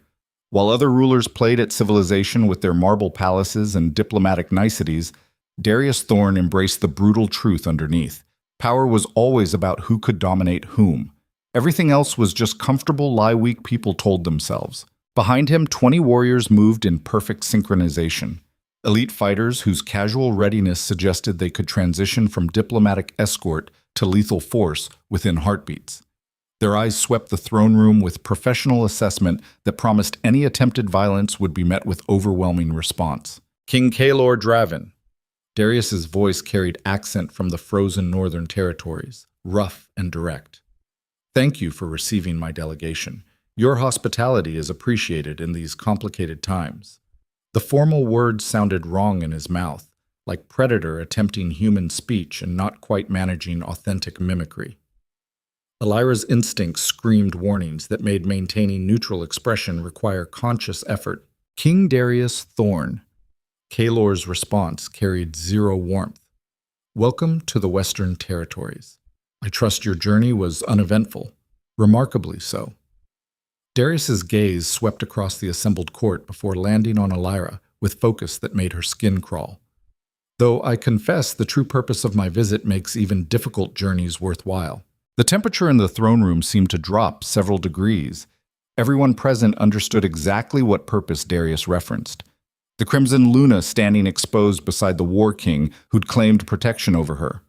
Perhaps we should discuss territorial matters privately. Kaelor's suggestion carried warning edge. Diplomatic negotiations proceed more smoothly without audience. Darius smiled. The expression looked practiced, calculated to appear friendly while projecting nothing resembling actual warmth. Of course. Though I hope Lady Elyra might join us, her perspective on certain matters would prove invaluable. The request felt like trap closing around Elyra's throat. Refusing meant appearing weak, hiding behind Kaelor's authority like frightened child. Accepting meant exposing herself to exactly the kind of predatory assessment she'd been training to defend against. Lady Elyra attends at my discretion. Kaelor's voice hardened into command tone that made even Darius's elite warriors tense slightly. She is under crown protection, and her safety is non-negotiable condition of any negotiation. Darius's expression shifted through emotions too quickly to track before settling back into carefully neutral assessment. Of course, I would expect nothing less from a ruler of your reputation. Shall we proceed to private discussion? The private conference chamber felt more like cage than negotiating space, despite expensive furnishings and strategic lighting designed to project power. Kaelor sat at the head of a massive table. Elyra positioned herself to his right, close enough to demonstrate alliance, but far enough to maintain individual presence. Darius took the opposite end with calculated casualness that suggested he viewed the entire setup as mildly amusing theater. Theron and 3 of Kaelor's most trusted commanders flanked the walls. Darius's second, a scarred warrior whose eyes tracked movement with predatory focus, stood behind his king like living weapon awaiting deployment order. Let us dispense with diplomatic pretense. Darius leaned back in his chair with relaxed confidence that felt more threatening than aggressive posturing. We both understand why I'm here. The Crimson Luna has awakened in your territory. I have been searching for her bloodline for over a decade. You claimed her as crown property approximately 4 days ago. Now we negotiate terms of transfer. The blunt assessment made Elyra's jaw clench. Transfer. Like she was livestock being sold between kingdoms. The casual dehumanization would have been offensive if it wasn't so perfectly aligned with how power actually functioned in territories where strength determined reality. There will be no transfer. Kaelor's response carried absolute finality. Lady Elyra accepted binding protection of House Valencrest. She is under crown authority, and that status is not subject to negotiation. Darius's smile sharpened. Everything is subject to negotiation when you understand proper incentives. I came prepared to offer substantial territorial concessions. The disputed border regions your forces have been fighting over for 3 years. Trade routes that would triple your kingdom's revenue within 2 years. Military alliance that would make the Western territories effectively untouchable by any rival power. He paused, letting the offer hang in air like temptation carefully calculated to exploit known weaknesses. All in exchange for one girl whose abilities you barely understand and cannot fully control. Seems like favorable trade to me. The offer was genuinely substantial. Everything Darius described represented strategic advantages that would transform Kaelor's position across multiple kingdoms. Territory, wealth, security. All the things rulers spent decades fighting to acquire, offered freely for one crimson luna, whose true value remained largely theoretical. Elyra felt something cold settle in her stomach. This was the moment. The test of whether Kaelor's protection represented genuine commitment or merely temporary tactical position subject to revision when better offers appeared. Your offer is noted and rejected. Kaelor's voice remained steady, no hesitation betraying internal calculation. Lady Elyra is not commodity to be traded regardless of incentives offered. Darius's expression shifted into something that might have been respect if monsters were capable of such emotions. Admirable loyalty. Truly. Though I wonder if you've fully considered implications of refusing. My forces at your northern border currently number approximately 3,000 warriors. Well-trained, well-equipped, prepared for extended campaign if necessary. He leaned forward, predatory focus intensifying. Defending one girl means condemning thousands of your subjects to war they cannot win. Villages burned, citizens slaughtered. Your carefully built kingdom reduced to contested territory where only the strongest survive, all because you refused reasonable trade for property you've possessed less than a week. The brutal logic landed exactly as Darius intended. Around the table, Kaelor's commanders shifted uncomfortably. Nobody wanted to voice the obvious calculation, but everyone present understood the mathematics. One life versus thousands. Strategic asset versus kingdom survival. This was how empires collapsed. Not through direct military defeat, but through internal pressure that forced rulers to sacrifice principles for practical necessity. One tactical compromise at a time, until nothing remained of whoever they'd been before the crown corrupted them completely. Elyra watched Kaelor's face carefully, searching for any sign that Darius's offer had found purchase. Any hesitation that suggested the War King was reconsidering his position. What she saw instead made her chest tight with emotion she couldn't quite identify. Absolute refusal. Not conflicted. Not uncertain. Just complete rejection of the entire premise. You came here expecting me to calculate lives like mathematics. Kaelor's voice carried dangerous edge. One crimson luna versus thousands of subjects. Simple arithmetic that suggests obvious answer. But you're operating from flawed assumption. Darius raised eyebrow in expression that suggested genuine curiosity. Enlighten me. You assume I value crown property based solely on strategic utility, that everything in my kingdom exists on spectrum of expendable to critical based on tactical calculation. But Lady Elyra accepted my protection, made herself vulnerable to my authority, trusted that binding oath meant something beyond temporary tactical advantage. Kaelor stood, dominance radiating off him in waves that made even Darius's elite warrior tense. The day I trade someone who trusted me to an enemy is the day I become unworthy of protecting anyone. So here is my counteroffer. You withdraw your forces from my border immediately. You abandon this diplomatic theater and return to Varkaros. And you accept that the Crimson Luna is permanently beyond your reach. The silence that followed felt suffocating. Darius studied Kaelor with expression that suggested he was reevaluating assumptions about the War King's capacity for sentiment versus cold strategy. Then he laughed. Not cruel mockery, but genuine amusement. The sound felt wrong in the tense atmosphere, like hearing celebration during funeral. Remarkable. Truly remarkable. Darius stood as well, matching Kaelor's aggressive posture. You're willing to sacrifice your kingdom for one girl you've known less than a week. That's either the most honorable thing I've witnessed in decades, or the most catastrophically stupid. Possibly both. He turned his attention to Elyra for the first time since negotiations began. His gaze felt like being evaluated by something that viewed humans as interesting specimens, rather than fellow beings deserving consideration. Tell me, Lady Elyra, do you understand what he's refusing for you? The thousands who will die because your king values symbolic gesture over practical survival? The direct address caught Elyra off guard, but she recovered quickly. Years of navigating noble courts had taught her how to function under pressure, even when every instinct screamed to flee. I understand that some things are worth more than survival. That the moment you start trading people's trust for tactical advantage is the moment you become exactly the kind of monster who justifies conquest through superior force. Darius's expression shifted into something that looked almost like approval. Well spoken. You have spine. Good. What I'm building requires strength, not decorative weakness pretending at power. He moved around the table toward her with casual confidence that made Kaelor's commanders reach for weapons. The atmosphere crackled with potential violence, barely held in check. I will make you one final offer. Darius stopped precisely 3 steps away, close enough to feel threatening, but not close enough to justify immediate military response. Not to your king, to you directly. Come with me voluntarily. Participate willingly in the blood rituals. Help me build empire that will unite every kingdom from here to the frozen wastes. In exchange, I guarantee your king's territory remains untouched.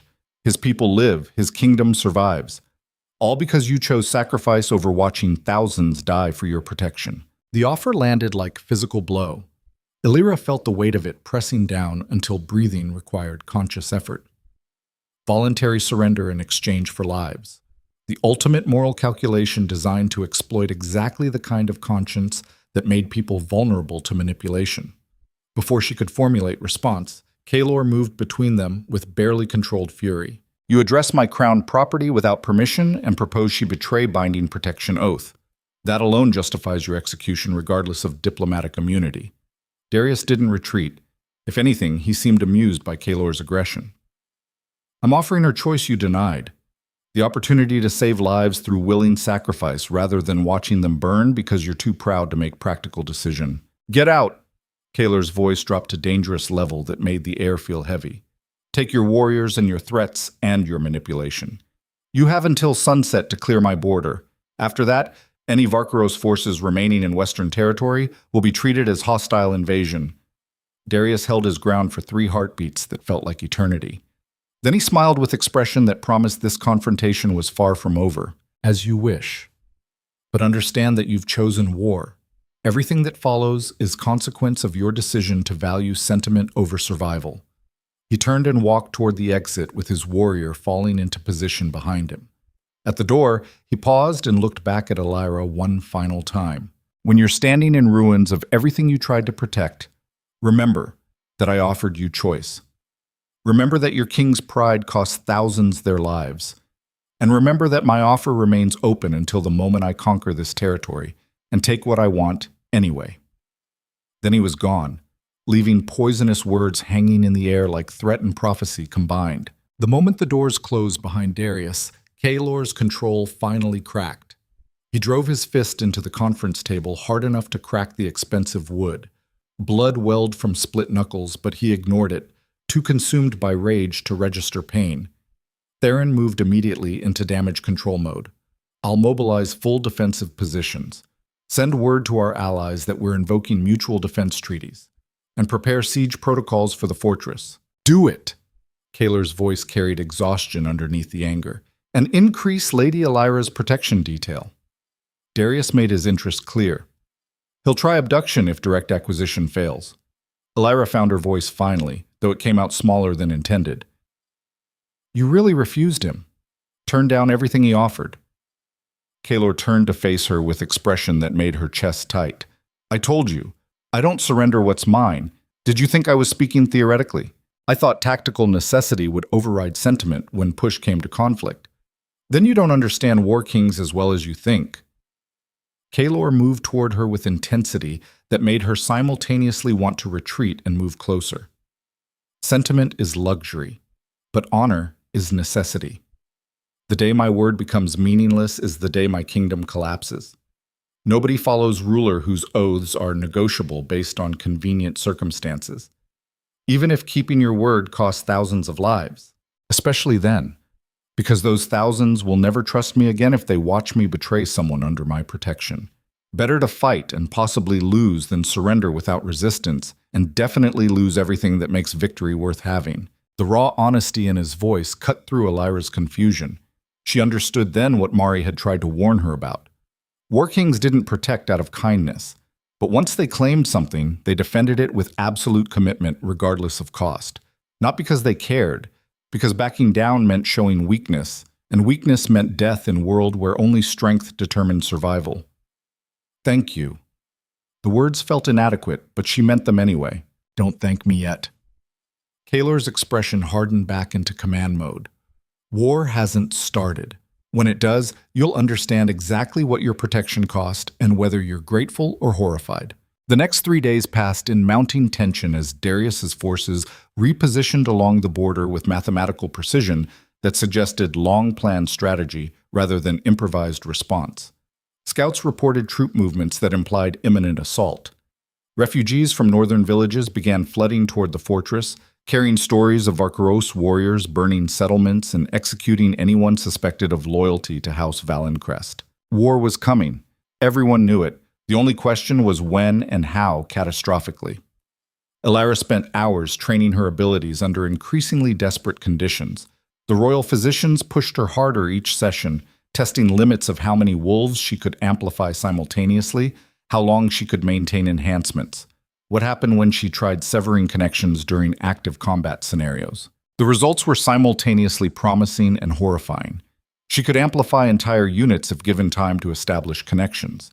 Could sense emotional states through the threads linking her to other wolves, which meant detecting betrayal or fear or aggressive intent before it manifested physically. But the effort required exhausted her completely, left her shaking and hollow and questioning whether any power was worth the price it extracted. On the 4th day, Seraphine Mordain requested private audience with Elyra. The request came through formal channels that meant refusing would create social complications, so Elyra accepted despite every instinct warning that nothing good came from private conversations with nobles who collected power like currency. They met in a neutral sitting room designed for diplomatic meetings between parties who didn't trust each other. Seraphine arrived dressed in understated elegance that somehow managed to look more expensive than overt displays of wealth. Her expression projected concerned friendliness that set every alarm bell ringing in Elyra's mind. Lady Elyra, thank you for seeing me. I know tensions are high with the Varkaros situation. Seraphine settled into chair with practiced grace. I wanted to speak with you privately. Woman to woman, without court politics complicating honest conversation. The preamble immediately made Elyra wary. Nothing good ever followed woman to woman when spoken by nobles positioning for advantage. I'm listening. Seraphine studied her with calculating eyes that missed nothing. You understand that Kaelor's refusal to negotiate with Darius has put the entire kingdom at risk. Thousands will die if war begins. Villages will burn. The western territories will be devastated. He explained his reasoning. Honor and oath commitments. Yes, he's very principled. Seraphine's tone suggested that principled was synonymous with foolish. But principles don't protect civilians when enemy forces burn their homes. Practical solutions do. Which brings me to why I requested this meeting. She leaned forward with expression of manufactured concern. Darius's offer to you was actually quite reasonable when examined objectively. Voluntary participation in exchange for peace. Your sacrifice prevents massive casualties. You become savior rather than cause of suffering. Elyra's blood went cold as implications crystallized. You're here to convince me to betray Kaelor's protection and surrender to Darius voluntarily. I'm here to offer perspective you may not have considered. Seraphine's voice remained carefully neutral. Kaelor sees you as property to defend, symbol of his authority, but you're person capable of making independent choices. If you genuinely care about preventing civilian casualties, accepting Darius's offer becomes moral imperative rather than betrayal. The manipulation was sophisticated enough that Elyra might have fallen for it if she hadn't spent years watching her mother navigate similar political traps. The key was always identifying who benefited from proposed action. What do you get out of this? Elyra kept her voice level, despite fury building in her chest. If I surrender to Darius, how does that serve your interests? For just a moment, calculation flashed across Seraphine's perfect features before control reasserted itself. I get to prevent war that will devastate the kingdom I've invested significant resources protecting. Try again. This time with actual honesty. Seraphine's mask dropped entirely. Her expression shifted into cold assessment that revealed the predator underneath diplomatic courtesy. Fine. You want honesty? Kaelor's obsession with protecting you has made him vulnerable. He's refused strategic alliance that would benefit the kingdom because he's fixated on keeping one girl who appeared 4 days ago. That kind of compromised judgment makes him liability. If you disappear voluntarily, it removes the problem without direct confrontation that would destabilize the territory. There it was, the real agenda. Seraphine didn't care about civilian casualties. She cared that Kaelor's protection of Elyra threatened whatever plans she'd been cultivating in the political shadows. And if Kaelor's compromised judgment gets removed, who benefits from the resulting power vacuum? Elyra watched Seraphine's face carefully. Who's positioned to step into advisory role, or more for a king who just lost his symbolic gesture of honor? Seraphine smiled with expression that made her earlier manufactured warmth look pathetic by comparison. Smart girl. You understand power dynamics better than I credited. Yes, I benefit from Kaelor learning that sentiment is expensive luxury he can't afford. And yes, I'm positioned to provide practical guidance when he finally accepts that strategic calculation outweighs moral posturing. So, this entire conversation is you trying to manipulate me into removing myself so you can consolidate influence over a king who's currently too principled to be properly controlled. Seraphine stood with fluid grace. I'm offering you opportunity to be heroic martyr who saved thousands through noble sacrifice. Much better narrative than girl who hid behind king's protection while kingdom burned. But if you prefer to cling to illusions about Kaelor's motivation, that's your choice. Just remember this conversation when civilians start dying and you realize your protection came at their expense. She moved toward the exit but paused at the door with parting observation delivered like poisoned blade between ribs. One more thing. Kaelor protected you because you're a valuable strategic asset. The moment you stop being useful or become too expensive to maintain, that protection evaporates. You're not special to him. You're property. And property gets traded or discarded when circumstances require practical solutions. Then she was gone, leaving Elyra alone with doubts that burrowed under her skin like parasites. The worst part was that Seraphine was partially right. Kaelor had never claimed emotional attachment, just strategic commitment to defending what he'd claimed. Property, asset, tool to be deployed against enemies when circumstances required. Everything else was just comfortable fiction. Elyra had started believing because the alternative was admitting she'd bound herself to someone who viewed her as object rather than person. Mari found her an hour later still sitting in the meeting room, staring at nothing while her mind raced through implications and consequences that spiraled into nightmare scenarios. What happened? Mari's concern was genuine, cutting through the political manipulation that had infected every other interaction Elyra endured. Seraphine tried to convince me that surrendering to Darius was moral imperative. When that failed, she made it clear that she's positioning herself to exploit whatever happens next. Mari's expression hardened into defensive fury. That viper has been circling Kaelor for years, waiting for opportunity to sink claws into power she thinks she deserves. She's not entirely wrong, though. Elyra's voice came out hollow. Kaelor does see me as property. Strategic asset worth defending until the cost becomes too high. Maybe preventing thousands of deaths is more important than clinging to protection that's ultimately transactional. Listen to me very carefully. Mari gripped Elyra's shoulders with surprising strength. Seraphine Mordain would set this kingdom on fire if she thought she could rule over the ashes. Everything she said was designed to make you doubt yourself and remove yourself from Kaelor's protection. Don't give her that victory. But what if she's right? What if I'm being selfish holding on to protection while civilians die? Then you're learning what every ruler eventually discovers. There are no clean choices, only varying degrees of terrible consequences. You surrender to Darius, he gets exactly what he wants and becomes unstoppable. You stay under Kaelor's protection, war happens, and people die. Either way, blood gets spilled. The question is whether that blood purchases something worth having or just feeds monsters who'll demand more. The brutal assessment cut through Elyra's spiraling doubt. Mari was right. Surrendering didn't save anyone. It just empowered someone who'd use her abilities to conquer more kingdoms and kill more people. Sometimes the most moral choice was refusing to make things easier for monsters.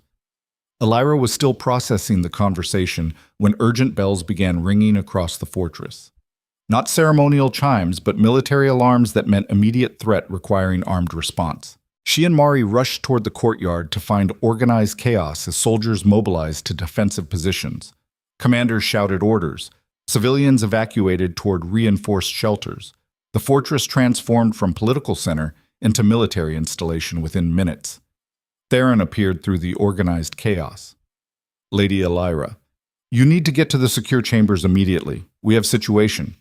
What kind of situation? The kind where Varkaros forces just breached our northern defensive line and are advancing toward the fortress in numbers that suggest full invasion. Ice flooded Elyra's system. It's happening. Darius declared war. Theron's expression showed grim acceptance. War was always happening. We were just waiting to see when and how. Now we know. Get to secure chambers and let us handle the defense. Where's Kaelor? Already on the walls organizing defensive response. He'll send for you if your abilities are needed. Until then, you're too valuable to risk an active combat zone. Elyra wanted to argue but recognized futility. Theron was right. Her value was in strategic deployment, not throwing herself into frontline combat where she'd become liability requiring protection. Mari physically steered her toward the secure chambers deep within the fortress. The reinforced corridor felt like descending into tomb. Behind them, the sounds of military mobilization faded into muted background noise. The secure chamber was exactly what the name suggested. Stone walls thick enough to withstand siege weapons. Single entrance that could be sealed with iron doors. Supplies for extended lockdown if necessary. Everything designed to keep valuable assets safe while the kingdom burned above them. Elyra felt like expensive treasure being locked away in vault, while people died protecting her perceived value. Hours crawled past with no information except distant sounds that might have been combat, or might have been her imagination amplifying normal fortress operations into battlefield catastrophe. Mari sat with her in stubborn solidarity, refusing to leave despite probably having a dozen other responsibilities demanding attention. When the chamber door finally opened, Elyra leapt to her feet expecting Kaelor or Theron with strategic update. Instead, Seraphine Mordain entered flanked by 6 guards Elyra didn't recognize. Not palace guards. These wore armor that marked them as mercenaries or private military rather than crown forces. Warning sirens went off in Elyra's mind. Lady Seraphine. Mari's voice carried suspicion that bordered on open hostility. The secure chambers are restricted during military crisis. Seraphine's smile projected nothing resembling warmth. Restrictions change during emergencies, especially when crown property needs to be relocated for additional security. The phrasing sent cold realization sliding through Elyra's gut. This wasn't protective relocation. This was abduction disguised as security protocol. Kaelor didn't authorize this.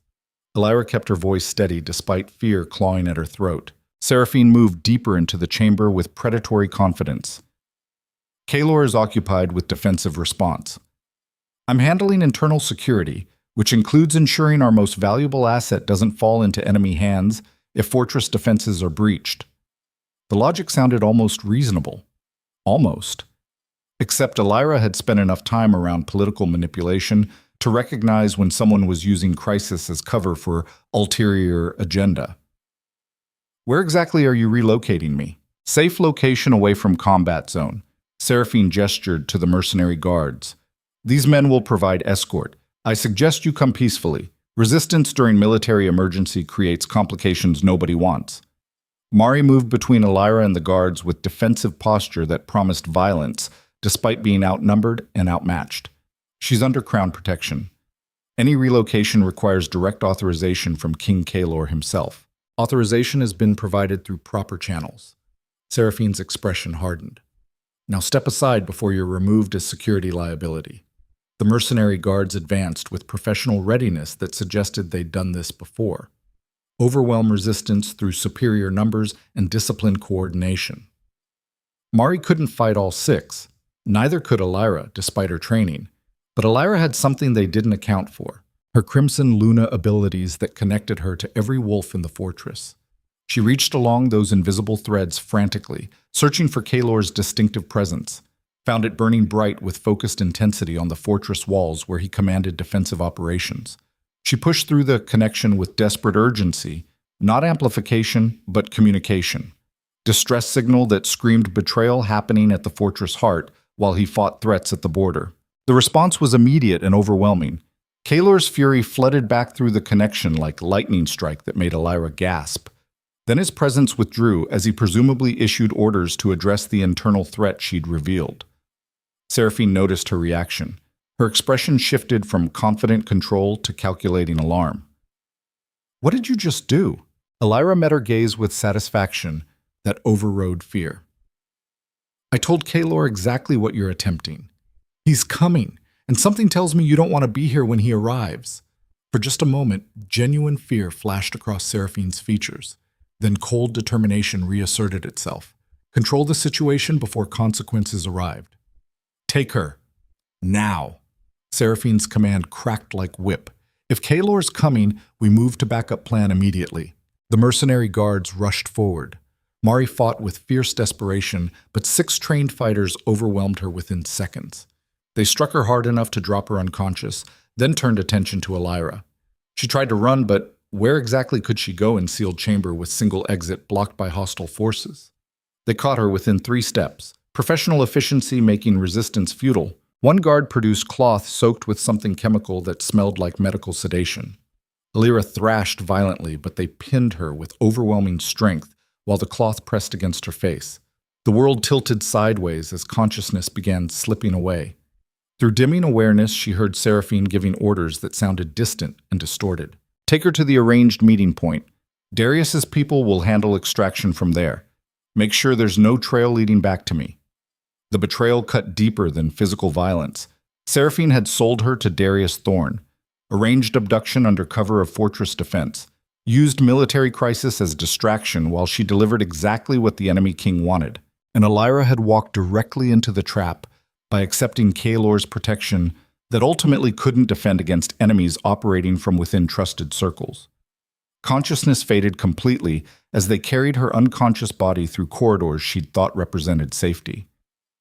The last thing she registered was Mari's unconscious form lying abandoned on cold stone floor. Elyra woke to motion and darkness and the nauseating realization that she was being transported somewhere against her will. Her head pounded from whatever sedative they'd used. Her wrists burned from restraints cutting into skin. Every muscle ached from being handled roughly while unconscious. She forced her eyes open despite the effort required and found herself in an enclosed wagon designed for prisoner transport. No windows. Single door secured from outside. 2 guards watching her with professional detachment that suggested they'd done this work before. Through gaps in the wagon's construction, she glimpsed pre-dawn darkness that meant hours had passed since the abduction. They were moving fast, presumably trying to put maximum distance between themselves and the fortress before Kaelor organized pursuit. One guard noticed her stirring. "She's awake," informed Lady Seraphine. So Seraphine was traveling with them. Interesting. The noblewoman had risked personal exposure rather than maintaining plausible deniability through intermediaries. That suggested either supreme confidence in her plan or desperate commitment to seeing it through regardless of personal risk. The wagon stopped with jarring abruptness. Voices outside argued in clipped tones that carried tension suggesting complications with the plan. Then the door opened and Seraphine climbed inside with expression that looked nothing like the composed predator from the fortress. She looked haunted, desperate, like someone who'd gambled everything on single play and was starting to realize the cost might be higher than anticipated. "You betrayed Kaelor." Elyra's voice came out hoarse from the sedative. "Sold me to Darius to remove obstacle to your political ambitions." Seraphine's laugh carried zero humor. "You think this is about ambition? You think I wanted to become traitor to man I've loved for 6 years?" The confession landed like physical blow. Elyra stared at her in shocked silence. "Oh yes." Seraphine's voice dripped with bitter fury. "I've spent 6 years positioning myself as perfect match for the War King. Built alliances. Cultivated connections. Made myself indispensable to his political survival. Then you appear with your prophecy bloodline, and within 4 days he's willing to start war rather than sacrifice you. 4 days versus 6 years of loyalty, and suddenly I'm invisible while he protects girl he barely knows." The raw pain in Seraphine's voice made the betrayal somehow worse. This wasn't cold political calculation. This was wounded fury of someone who'd watched the person they loved choose someone else and decided destruction was preferable to continued rejection. "So you sold me to enemy because you're jealous." Elyra couldn't keep contempt from her voice. That's pathetic. Seraphine's hand cracked across Elyra's face hard enough to split her lip. Blood flooded her mouth, copper taste mixing with fury and fear in equal measure. I sold you because Kaelor's obsession with protecting you has made him liability to the kingdom I've spent years helping build. Seraphine's control finally shattered completely. And yes, because watching him risk everything for girl who appeared 4 days ago while ignoring woman who's been loyal for 6 years is intolerable. So I made practical choice. Remove you, collect significant payment from Darius, and position myself to help Kaelor recover from his catastrophic lapse in judgment. You really think he'll forgive betrayal? That you can hand me over to his enemy and then return to your position like nothing happened? I think once you're gone, he'll remember why strategic calculation matters more than sentiment, and I'll be there to help him rebuild from the ashes of his moral posturing. The delusional reasoning would have been funny if circumstances weren't so catastrophically dire. Seraphine had convinced herself that betraying Kaelor would somehow win his regard, that destroying what he'd sworn to protect would prove her superior understanding of power. He's going to kill you! Elyra met Seraphine's furious gaze directly. Not because you took me, because you made him break his oath by enabling exactly what he refused. That kind of violation doesn't get forgiven. It gets punished with terminal prejudice. For just a moment, doubt flashed across Seraphine's features. Then she forced it away with visible effort. We're meeting Darius's extraction team in 3 hours. After transfer is complete, I return to the fortress with story about how you were taken during chaotic defense, how I tried to stop the abduction but was overwhelmed. Kaelor's guilt over failing to protect you will be leverage I use to rebuild his emotional walls and guide him back to practical leadership. The plan was sophisticated in its calculation of human psychology. Use Kaelor's failure to protect Elyra as weapon to prove sentiment was liability. Position herself as stable alternative to emotional vulnerability. Exploit his guilt until he rebuilt the very walls that had kept him isolated before Elyra appeared. It might have even worked if Seraphine understood Kaelor better, but she'd made fatal miscalculation. War kings who broke oaths didn't forgive themselves. They punished everyone involved with the kind of ruthless efficiency that made mercy look weak. You're going to die for this. Elyra kept her voice level, despite fear clawing at her throat. And whatever happens to me, I'll know that at least Kaelor recognized your betrayal before you could poison his judgment completely. We'll see. Seraphine moved toward the exit. In 3 hours, you'll belong to Darius Thorn, and I'll return to reclaim what should have been mine from the beginning. The door slammed shut, leaving Elyra alone with guards, who viewed her as cargo rather than person. Her mind raced through options that spiraled into increasingly desperate scenarios. The restraints prevented accessing her abilities effectively. The guards outnumbered any physical resistance she could mount. The extraction point was apparently close enough that rescue seemed impossible before transfer occurred. She was well and truly trapped, betrayed by someone operating from within trusted circles, delivered to exactly the enemy Kaelor had refused to surrender her to. And somewhere behind them, the War King who'd promised protection was discovering that sometimes oaths broke, not because rulers abandoned them, but because enemies inside opened gates. The extraction point materialized through pre-dawn mists like nightmare-made geography. An abandoned fortress ruin that predated modern kingdoms, all crumbling stone and tactical vantage points that explained why Darius had chosen this specific location. Defensible. Isolated. Far enough from Kaelor's territory that pursuit would arrive too late to matter.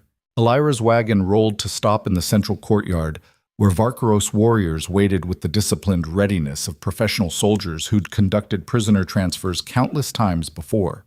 They moved with efficient brutality that suggested human cargo was just another military asset requiring secure handling. Seraphine emerged first, her composure restored now that the end of her betrayal approached.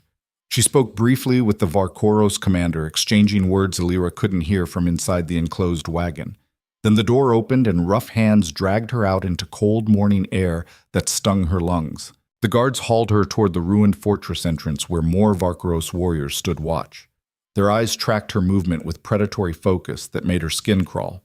She was livestock being delivered to slaughterhouse, except her death would be slower, and her suffering would serve strategic purpose beyond mere consumption. Inside the fortress, torches cast flickering shadows across stone walls covered in ancient carvings that depicted battles and blood rituals from civilization that had collapsed into dust centuries ago. The atmosphere felt heavy, with history and violence, like the stone itself remembered every atrocity committed within these walls.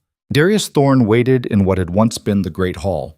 He stood before a massive fireplace that somehow still functioned despite the fortress's ruined state, flames casting his features in demonic relief that made him look simultaneously human and something far more dangerous. The Crimson Luna. His voice carried satisfaction that made Elyra's stomach turn. Delivered exactly as promised, Lady Seraphine has proven herself remarkably practical when properly motivated. Seraphine moved to stand beside Darius with expression that suggested she was reconsidering her alliance but had committed too deeply to retreat now. The transfer is complete. My payment? Darius gestured to one of his warriors who produced leather case.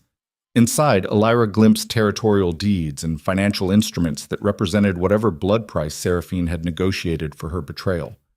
Wealth and land purchased with treason. The kind of transaction that stained souls permanently regardless of how practical the reasoning. As agreed. Darius's tone carried dismissal. You should leave before King Kaelor's pursuit arrives. I'd prefer to avoid complications with your story about heroic resistance during abduction. Seraphine accepted the case with hands that trembled slightly. She turned toward the exit, then paused and looked back at Elyra with expression that might have been regret if traitors were capable of such redemptive emotions. For what it's worth, I did try to save you through negotiation first. Seraphine's voice carried defensive justification. You chose to trust Kaelor's protection over practical survival. Everything that follows is consequence of that choice. The attempt to shift blame was pathetic. Elyra held her gaze with contempt that required no words. After a moment, Seraphine looked away and fled into the dawn like the coward she'd become. Now then. Darius moved closer with predatory focus that made every instinct scream warnings. Let us discuss your immediate future. I can proceed with blood ritual by force, which will be unpleasant for both of us. Or you can cooperate voluntarily and reduce unnecessary suffering. Your choice. Before Elyra could respond, sound erupted from outside the fortress. Not the organized approach of military force, but something faster, more violent. The distinctive sound of combat happening too close for comfort. Darius's expression shifted from confident control to calculating alarm. His warriors moved immediately into defensive positions with professional efficiency that suggested they'd planned for potential pursuit. Through the ruined windows, Elyra glimpsed movement in the surrounding forest. Fast. Coordinated. Then the first of Darius's perimeter guards fell with throat torn out by something that moved too quickly to track clearly. Kaelor had arrived, and the War King apparently had no intention of negotiating for what had been stolen from his protection. The assault hit the fortress with devastating precision that spoke to years of military experience applied with absolute fury. Kaelor's elite forces poured through defensive positions like water through broken dam, overwhelming Varkaros warriors through combination of superior tactics and what looked like genuine berserker rage. Darius moved with impressive speed, barking orders that redirected his forces toward defending the Great Hall, while others attempted to secure Elyra for evacuation. The fortress descended into chaos as two Alpha King's forces clashed in close-quarters combat that turned ancient stone into abattoir. Elyra found herself dragged toward rear exit by three Varkaros warriors who viewed her as valuable cargo requiring protection from active battlefield. She fought against their grip despite knowing physical resistance was futile against trained soldiers. Her abilities remained suppressed by whatever restraints they'd used, some kind of silver alloy that disrupted her connection to the wolf threads. They'd almost reached the exit when the door exploded inward with force that sent splinters flying like shrapnel. Kaelor stood in the smoking doorway, covered in blood that clearly wasn't his own, breathing hard from exertion that suggested he'd personally carved path through every obstacle between the fortress entrance and this moment. His eyes locked onto Elyra with intensity that made the air feel electrified. Then his gaze shifted to the warriors holding her, and something in his expression promised death delivered with extreme prejudice. The warriors had exactly enough time to realize their mistake before Kaelor moved. He tore through them with brutality that transcended combat technique and entered realm of pure predatory violence. Bones broke, flesh tore. Screaming stopped abruptly as the War King demonstrated why his reputation inspired fear across multiple kingdoms. When silence finally descended, Kaelor stood amid bodies that would require closed casket funerals. His chest heaved with exertion. Blood covered him like second skin, but his hands remained surprisingly gentle as he reached Elyra and carefully removed the silver restraints. "Did they hurt you?" His voice carried barely controlled fury that promised whoever had caused her pain would die slowly. "Seraphine sold me to Darius." Elyra kept her voice steady despite shock and relief warring in her chest. "She arranged the abduction while you defended the fortress. Used the military crisis as cover." Kaelor's expression shifted through several emotions too quickly to identify, before settling into cold rage that looked more dangerous than his earlier berserker violence. "I know." Theron interrogated the mercenaries left behind. "Seraphine fled approximately 20 minutes before I arrived here. She won't escape." The certainty in his voice made Elyra shiver. War kings who felt betrayed didn't forgive. They hunted down traitors and made examples that deterred future betrayals through sheer horror of consequences. "We need to move." Kaelor gripped her arm with careful strength. "Darius is here, and he brought significant force. This fortress is about to become contested territory we can't hold." They'd made it 3 steps toward the exit when Darius himself appeared with 20 elite warriors backing him. His expression showed fury at Kaelor's infiltration, mixed with calculating assessment of rapidly deteriorating tactical situation. "King Kaelor Draven," Darius's voice carried dangerous edge. "You've violated sacred ground and slaughtered warriors under diplomatic immunity. That's declaration of total war. You kidnapped crown property under my direct protection." Kaelor positioned himself between Elyra and Darius with protective aggression that transcended tactical positioning. Diplomatic immunity doesn't cover active war disguised as negotiation theater. Everything that happens now is consequence of your opening gambit. The 2 Alpha Kings faced each other across blood-soaked stone with the kind of focused intensity that suggested this confrontation had been building for years. Not just over Elyra, over territory and power and philosophical differences about what strength actually meant. Darius believed power came from dominance, from forcing submission through superior force, from conquering everything until nothing remained capable of resistance. Kaelor believed power came from commitment, from defending what you claimed regardless of cost, from proving your word meant something in a world where most oaths were negotiable based on convenience. 2 completely opposed philosophies about leadership and authority, finally colliding in abandoned fortress over one Crimson Luna who represented the symbolic difference between their approaches. One final offer. Darius's tone suggested he already knew the answer, but felt obligated to present the option. "Surrender the girl. Walk away. We resolve our territorial disputes through traditional diplomatic channels instead of slaughtering each other over property neither of us can fully control." "She's not property." Kaelor's voice dropped to dangerous level. "She's person who trusted my protection, and I don't negotiate away people who made themselves vulnerable to my authority. So here's my counteroffer. Withdraw immediately. Abandon your claim on her permanently, and maybe you survive what's coming." The response made Darius smile with expression that promised violence. "Then I guess we discover whether your legendary tactical brilliance can overcome 3-to-1 numbers disadvantage in enclosed space with limited escape routes." He gestured to his warriors who moved immediately into combat formation, designed to overwhelm through coordinated assault. Kaelor's forces were scattered throughout the fortress, engaged with other Varkaros units. In this room, right now, he stood alone against overwhelming odds. Elyra felt her abilities finally respond as the silver restraint suppression faded. The connection threads blazed back to life, linking her consciousness to every wolf in the fortress. She could feel Kaelor's blazing presence, Darius's cold calculation, the warriors preparing to attack with professional discipline, and she understood with crystal clarity what her Crimson Luna abilities actually meant in combat situation.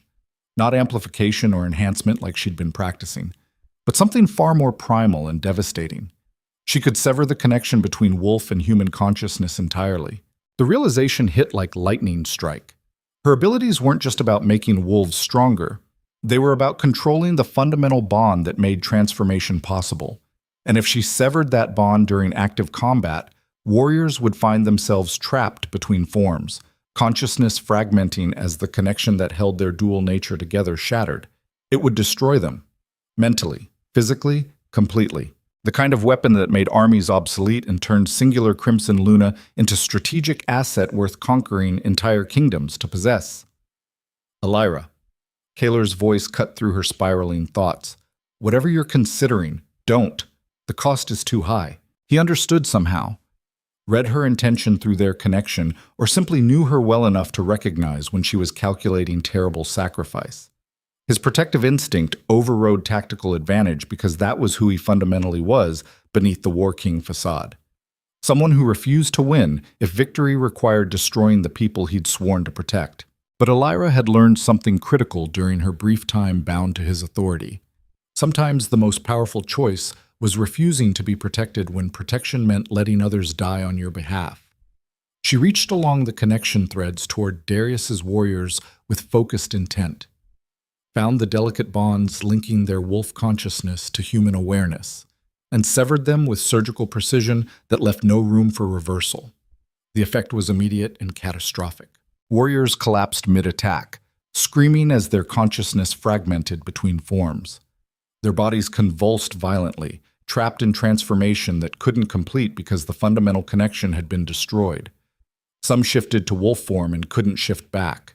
Others remained human but lost access to their wolf entirely, the severed bond leaving gaping wound in their psyche that drove them into immediate madness. Within seconds, 20 elite Varkoros warriors had been reduced to broken shells that would never function as soldiers again. The Great Hall filled with agonized screaming that promised nightmares for anyone who survived hearing it. Elyra felt the cost immediately. Her abilities burned through her energy reserves like wildfire consuming dry timber. Her nose bled from strain of severing so many connections simultaneously. Her vision blurred as exhaustion crashed over her in waves that made standing require conscious effort. But Darius's assault had been neutralized completely. His warriors were no longer threats, just casualties of weapon they hadn't understood until it destroyed them. Darius stared at the carnage with expression that cycled through shock, fury, and something that looked almost like fear. He'd spent years searching for Crimson Luna because legends promised power. Now he'd witnessed exactly what that power looked like when deployed without restraint, and it terrified even him. "What did you do?" His voice carried horror underneath the anger. Those were elite warriors, years of training, decades of loyalty. You destroyed them in seconds. Elyra met his gaze despite exhaustion making her sway on her feet. "I demonstrated why Crimson Lunas don't get conquered. We become too expensive to claim by force. The question is whether you're smart enough to recognize when cost exceeds value." Kaelor moved immediately to support her as her legs gave out. His expression showed complicated mixture of protective fury and concern that transcended tactical calculation.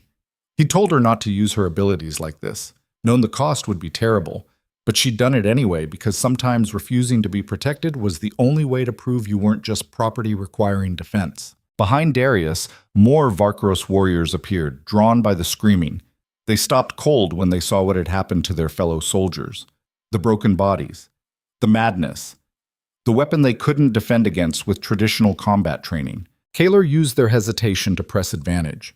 His voice carried absolute command despite being outnumbered and exposed in hostile territory. "You wanted the Crimson Luna. Now you've seen what she's capable of when threatened. Every warrior who attacks risks the same fate. Permanent destruction of the bond that makes you wolf. No healing, no recovery, just madness and broken consciousness." He paused, letting the threat sink in. "So here's the new reality. Lady Elyra is under my permanent protection. Any attempt to take her by force will be met with total annihilation of attacking forces. You can't win this fight. You can only choose how many warriors you're willing to sacrifice before accepting defeat." The brutal assessment hung in blood-soaked air like pronouncement of inevitable conclusion. Darius had made critical miscalculation. He'd assumed the Crimson Luna was valuable asset requiring control. Instead, she was weapon so devastating that claiming her was impossible without accepting casualties that made victory Pyrrhic at best. "This isn't over," Darius's voice carried promise of future confrontation. "You've won this engagement, but war between our kingdoms is now inevitable. What she did to my warriors demands retaliation. Then bring your retaliation." Kaelor's tone held zero fear. "Bring your armies and your tactical genius and your superior numbers. We'll be waiting, and every warrior you send will face the same choice: Retreat or be destroyed by weapon you can't counter with conventional force. Darius held Kaelor's gaze for a long moment that felt like two predators deciding whether immediate violence was worth potential cost. Then he gestured to his remaining warriors and withdrew toward alternate exit, leaving his broken soldiers behind like discarded equipment. The moment Darius disappeared, Kaelor's control finally cracked. He swept Elyra into his arms with careful strength, despite the blood covering both of them, and moved toward exit at pace that suggested he wanted maximum distance from this place. Behind them, the ruined fortress echoed with continued screaming from warriors whose consciousness had been permanently fractured. The sound would haunt Elyra forever.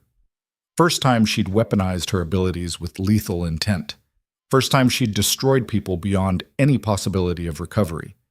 The cost of survival carved into her soul like scars that would never fully heal. Kaelor's forces had secured the surrounding area, establishing defensive perimeter while they waited for their king to complete his extraction. Theron appeared immediately with medical personnel who descended on Elyra with professional efficiency that suggested they'd been briefed on potential consequences of her using abilities beyond safe parameters. She's exhausted but stable. The lead physician's assessment came after brief examination. The nosebleed indicates strain from overextension. She needs rest and monitoring, but there's no permanent damage. Kaelor nodded, but didn't release his protective grip on Elyra.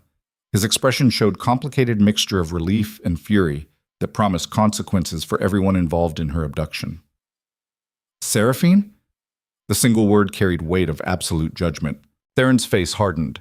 Captured approximately 10 minutes ago trying to flee toward the southern border. She's secured and awaiting your decision on handling. Bring her to the fortress. Public trial. Public execution. Kaelor's voice held no mercy. Betrayal of crown protection gets answered with terminal prejudice.